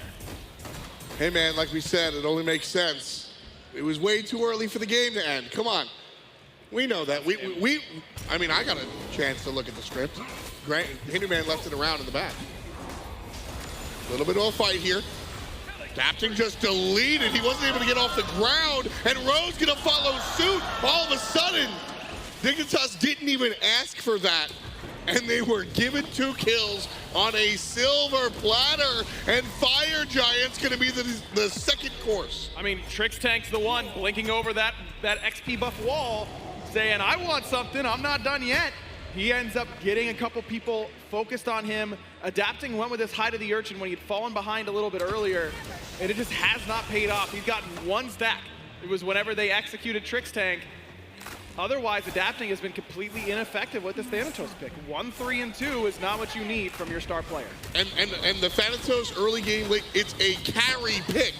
You're giving the ball to Adapting, and he fumbles it. Right side bird goes down. Dignitas, 10,000 gold up. 26 minutes in, 9-3. Read the kills. Pittsburgh on defense. Another big deal in that engagement is the fact that Ataraxia has just finished that Heartseeker. That extra bit of burst is what kills Adapting before he gets off the ground. And with that Breastplate of Valor, I know it's defensive, but I think it's very smart by Ataraxia. He's just there to poke from a distance, and he wants to make sure that PK are going to focus him basically no matter what. He's the immobile target. So let's make sure I stand up a little bit longer. Plus, he's not losing that much damage. He's got the Transcendence, so it's converting that mana from the Breastplate into power. And I love what's happening here, because Dignitas never interact on their own sort of platform. Ataraxia is going into the Breastplate of Valor, so that means Variety can be less tanky and grab a Hydra's Lament. He's sold his Glad Shield for Hydras, too. All the way up. Man, that is... Okay. He has a button that gives percent power, Ryan. But right, he doesn't have a whole lot of power, so it's worse. It's really good on Achilles Jungle. It's less good now. But it amplifies what little power he has. It does. It does do that. And he's doing a lot of it. That's what I'm saying, baby. 3-2 split. The 2 on the empty side. Just looking to draw defenders over. Denying the flank. EmilZy. Stanced up, boy. Ready to go. Pittsburgh Knights spread. Here comes the taunt on the right-hand side for Team Dignitas, while the rest of the team filters in the mid lane. Phoenix. Variety relatively low. In execute retro hold, and Adapting will take care of that one. EmilZy will provide the dunk. Trixtank going to be in trouble as well. The jump and the secondary jump. Pittsburgh Knights, a defensive stop. Big one, too. Hurriwind left behind a little bit, a late frenzy. Hey, did Variety look particularly tanky to you there? No, that was a bet. That was. But he can't. But that's the angle he wants to go in from. I guess right? You're right. Because that's where a typical solo laner comes in. But that's an identification by PK that he's not that tanky. Exactly. Look at his physical defense items. 1, Breastplate of Valor. Look at his magical defense items. 1. Genji's guard. He's got HP, but you've got, look at what Deathwalker has on his side. Triple pen. It's not going to take him that long. That's true. Man, I don't know. Variety should probably be selling that Hydra sooner rather than later. Or he's got to play the team fights entirely differently. It's one or the other. if this is a high kill game, and that Blackthorn is an urchin, I think I like the double aggressive items. But then he's got no HP. I just don't think that you can play solo Achilles and try to be the front line with Hydra's Crusher. I don't think you can try to be the front line, and that's what I think the problem was. I think that he needs to create a flank. I think the boots need to be sold for something defensive if this is going to work. And again, I'm not necessarily saying that it is. I do like the fact that he has been a little more aggressive. But we need to see the conversion. If he just gets blown up, and there's a conversation about blaming it on the itemization, I'm sitting here blaming it on the positioning. But they go hand in hand. I mean, exactly. He's used to playing with the tank build. Doesn't have it. Yeah. Positions like he has it. That's fair. Blown up for it. I mean, a third of his build is pure damage. 2 out of his 6 items. And you know what? The other side of the argument is the fact that, hell, this guy has a damn execute. You've got teammates to do the damage. Yep. Sell the Hydra's Lament. I'm there. You talked yourself into the Thanatos before. I talked myself into the sell the Hydra's Lament here. You sell the Crusher, keep the Hydras. No, Crusher's way better. I hate Crusher. It's okay. So good. There's no. Who are you? Scream? I mean, Crusher. I hate Crusher. Don't mouse over that, Doug. Yeah, good work. Don't mouse it. No. You hate this stat line, bro. 15 flat pin, man. Sign me up. Where's the Jotun's Wrath? Where are my old heads here? Come on now. He'd be overcapped CDR. Irrelevant. He already is overcapped CDR, by the way. Dignitas here with a power position around the Fire Giant. EmilZy leading the charge for Pittsburgh Knights. And as Ryan and I have fun with Variety's build, I think everybody can agree he blew up way too fast in that onslaught. Now, I highlighted the Heartseeker pickup for Ataraxia. You're going to do the same for adapting right now. That is a big power spike for him. I don't know that Pittsburgh Knights have fought with adapting having Void Shield and that Heartseeker, but Cubo's looking for him. And he's going to send adapting to the sky, and adapting will go wee all the way home. And that was EmilZy's ultimate. Good reaction by EmilZy, but I don't think it really changes the math on whether or not adapting was going to live. It was a good reaction by adapting to get up into the sky.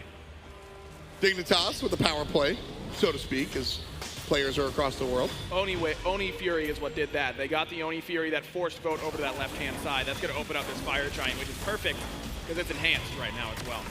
Paid in full, baby. Paid in full. Dignitas able to grab this one. 12 Thou in the lead. There's 13 kills on the board, and Dignitas are baking a victory right now. Right side will be the target. That Phoenix has been taken down once before, and so they'll be able to take it down even easier. The respawn Phoenix is not as powerful. Deathwalker transforming into Fire Stance right now makes it harder for him to clear the wave. He's got to be closer to the damage, and there's no way that anyone sits in CC long enough. They also have Purification Feeds, Magi's. You want to switch to Fire later in the fight, not earlier. I don't think there's a denial of the Phoenix. I think it's about the team fight. Here comes the spin from Trixtank. Beads for 1, beads for 2. Rowe's low, Rowe's gone! Hurriwind puts double digits up for Dignitas. 5-on-4 power play for 55 seconds. Dignitas will shift over to the mid lane Phoenix, or look to back even more. No, they're getting the wave in mid. They're getting the wave because they have to wait for Variety anyways. He backed, was low, and let's get right on back, damage and all. Man, why was Variety so low?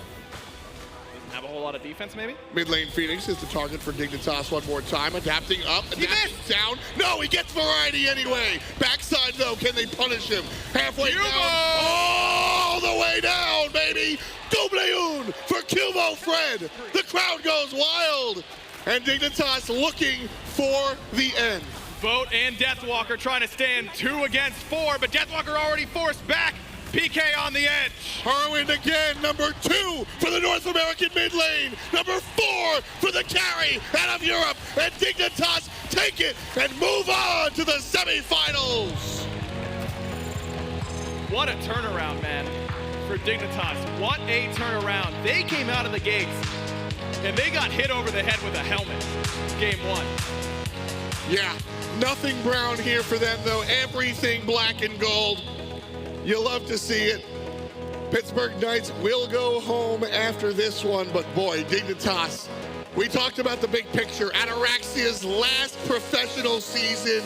This team absolutely dug deep, and bopped hard and brought it home for the big man. And credit to PK, I think they exceeded all expectations Absolutely. people had for them coming in. I don't think that was Dignitas looking particularly bad, though I don't think they looked great in this set.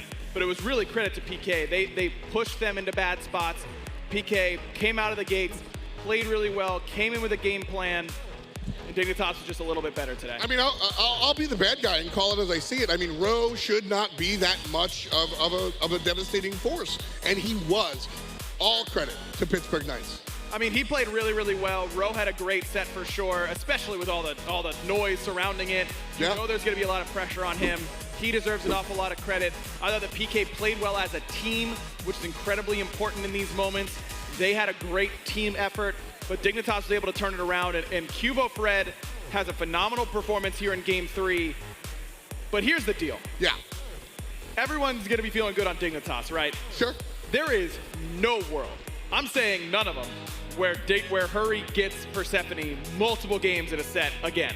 No, absolutely. I don't think it's ever going to happen. And see, the funny thing is, again, Hurriwind actually hits top player damage. But he has 2 kills. He's not the #1 performer. We're all looking at Cuvo. We're all looking at what Trix was able to do. Hurriwind continues to be the cornerstone for this team. Is he slugging it? Is he dunking it? He's getting singles. He's getting on base. He's passing the ball. He's doing everything he needs to put this team in a successful position.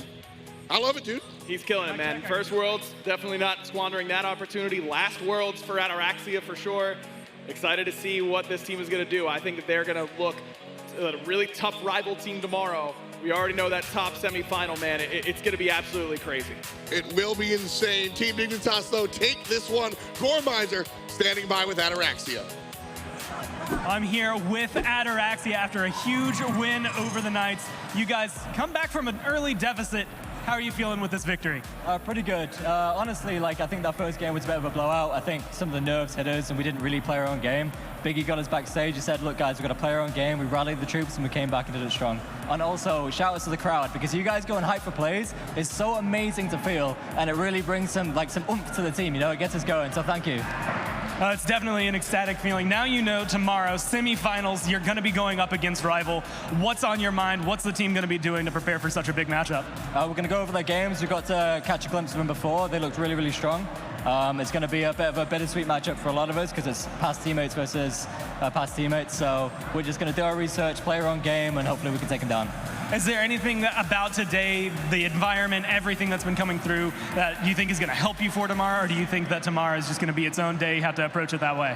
These fine folks over here, honestly, I can't stress how much the crowd really helps when you're playing this game. I love it. This right here, these days, are exactly why we do this for everyone here. It makes it so amazing. So just keep on cheering, and we'll take home a W for you.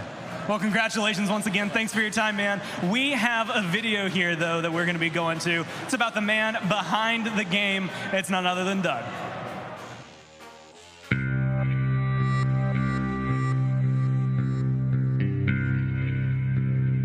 There's one person above all others who's critical to the SMITE scene. Every time, first one in, last one out. This guy's just in every single replay. This guy is a madman, a certified psychopath. Every real moment of SMITE includes him. I mean, the broadcast wouldn't be the same without him. #1 MVP, without a doubt.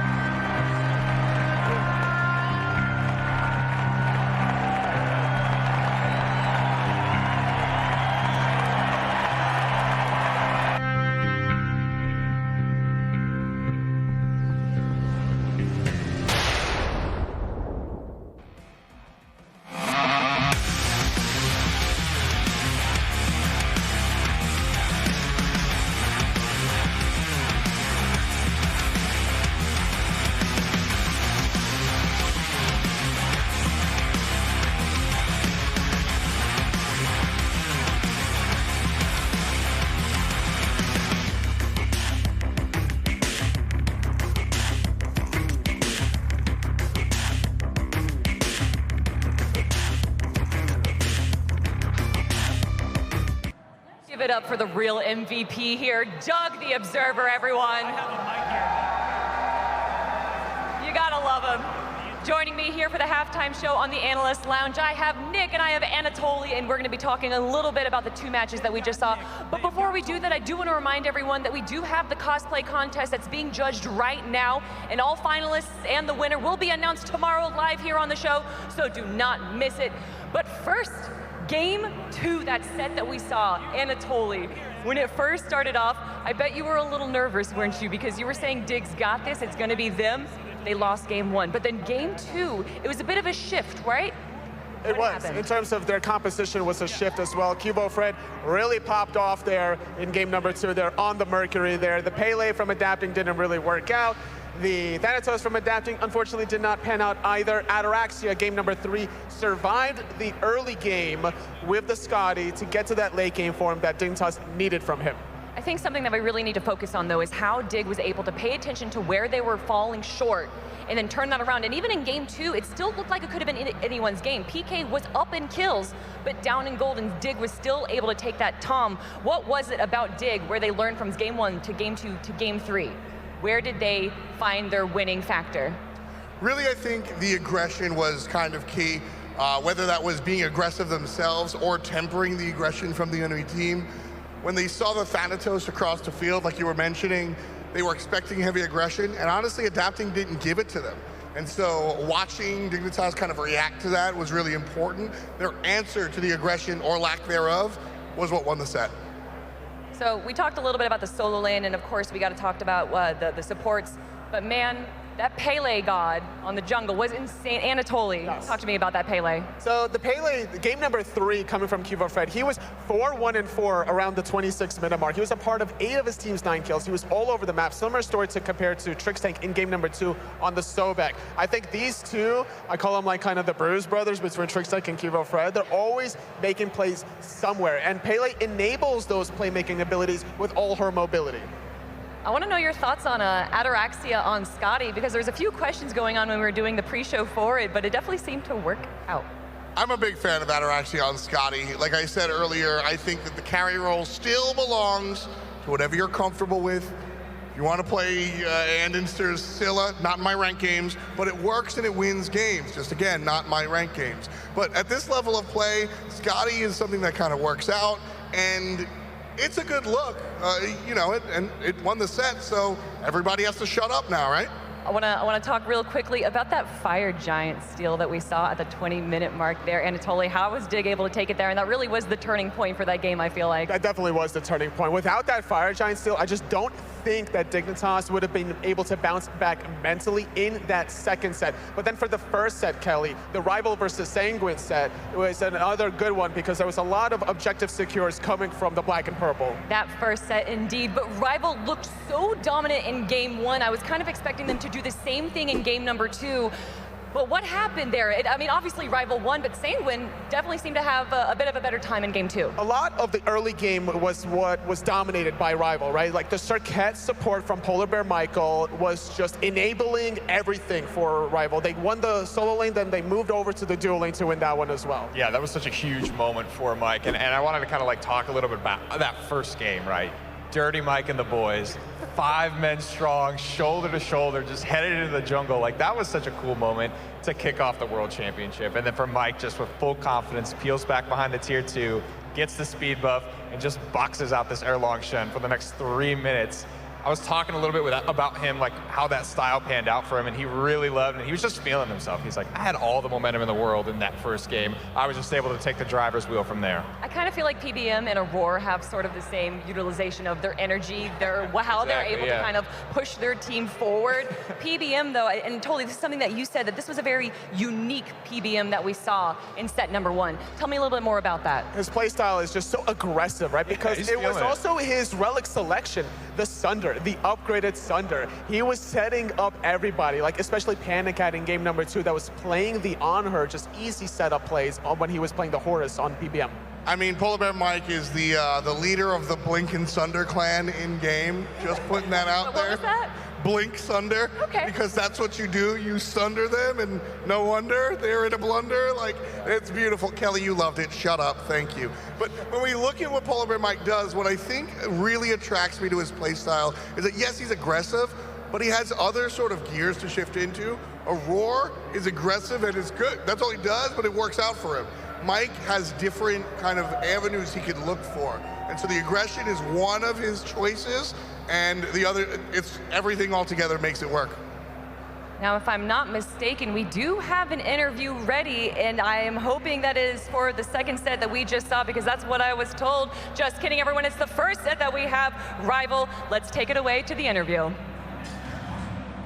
Yeah, I am now here with Captain Twig, as well as here with Panda Cat, the jungler, and me. The mid laner for... And me. Don't, you almost forgot me. No. I think I addressed all the important people that are here. I just wanted you to introduce me. Yeah, sure. Whoever you are over there on that side, we're not really important. I want to talk to you guys about that setup against Sanguine. You did get the 2-0. I'm sure you guys are feeling good, but the game 2 was a little bit scary there for a little bit. Were you all maybe like nervous or caught off guard at all, or was that within expectations?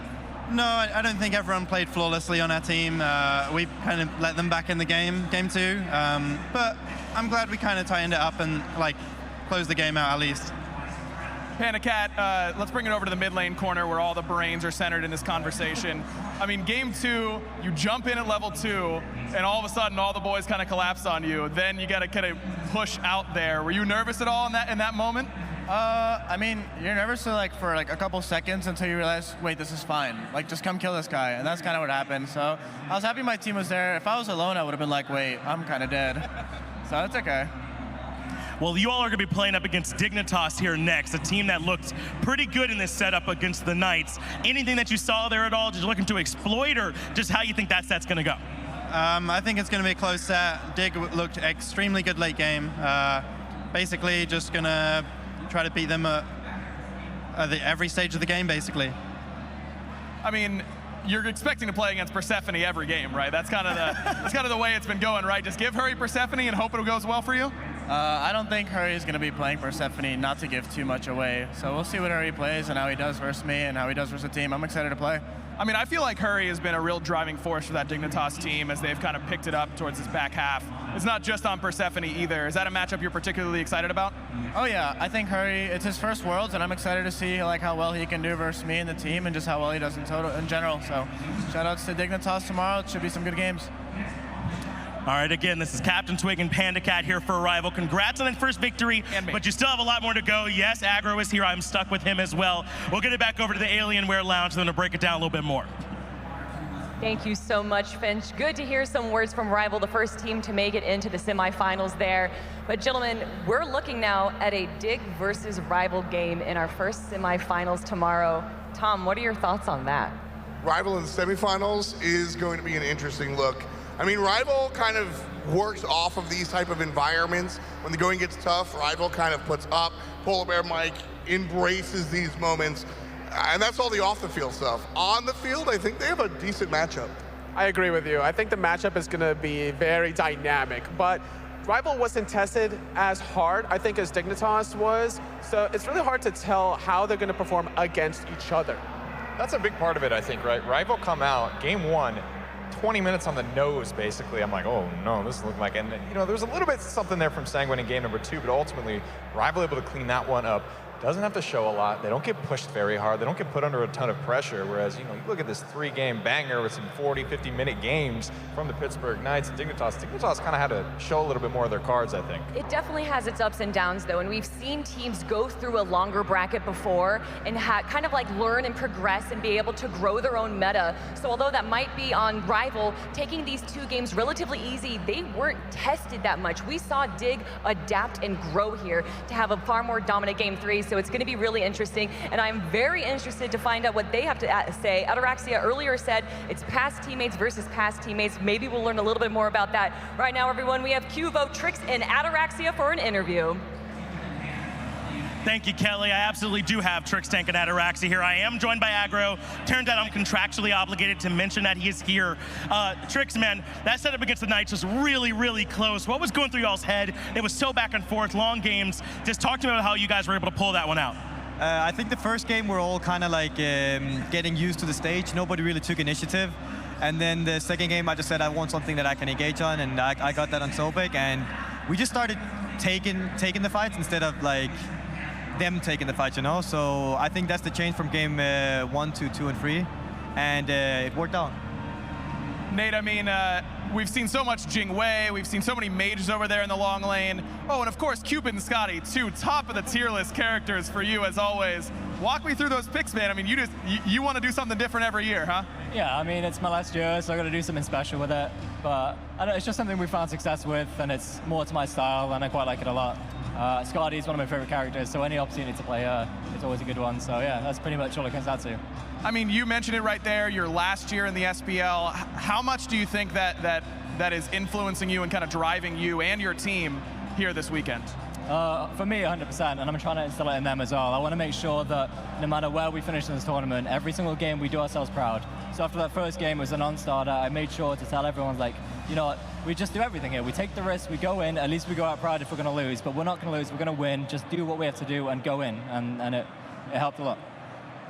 All right, so it's Rival for you all next. So let's talk about the game plan, assuming there's no 3 Persephones in a row or anything like that. What are you all expecting for how that set's going to go? They seem to think it's going to go the full distance. Are you all expecting it to be about the same way? I think it could go all the distance, honestly. Rival is a very, very good team. They're very strong in the early games, so we definitely have to look back their games.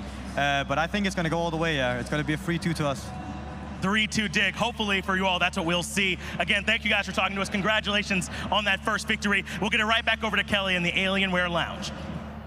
Thank you so much. Always nice to hear from Trix and Ataraxia. And I did say that we would see Quvo there. We didn't, and I'm a little sad that we didn't get to hear from him because he was a pivotal part of those games 2 and 3. But gentlemen, it's been an incredible first half of the day. And you know, I want to ask you a question because I'm going to ask everyone as well to tweet at us at SMITE Pro where you guys are watching the SMITE World Championships. Where's your favorite place to watch? Personally, right here, right next to the trophy. You know, it's not really something everybody can get, you know, be a part of, but I'm enjoying my my view from up here. The bourgeoisie pretty hair up here, yeah, on stage. Me, I like to put my feet up, I like to hang out. Honestly, the green room, all right, maybe I'm a little bougie too, but at the end of the day, just let me chill and watch the games. I'm down. Underrated, man. Anywhere, on my phone, on Twitch, on Mixer, on YouTube, it doesn't matter. We're all here together in DreamHack together. Well, guys, let us know where you are watching the SMITE World Championships. Tweet at us at SMITE Pro, and we'll see you right after.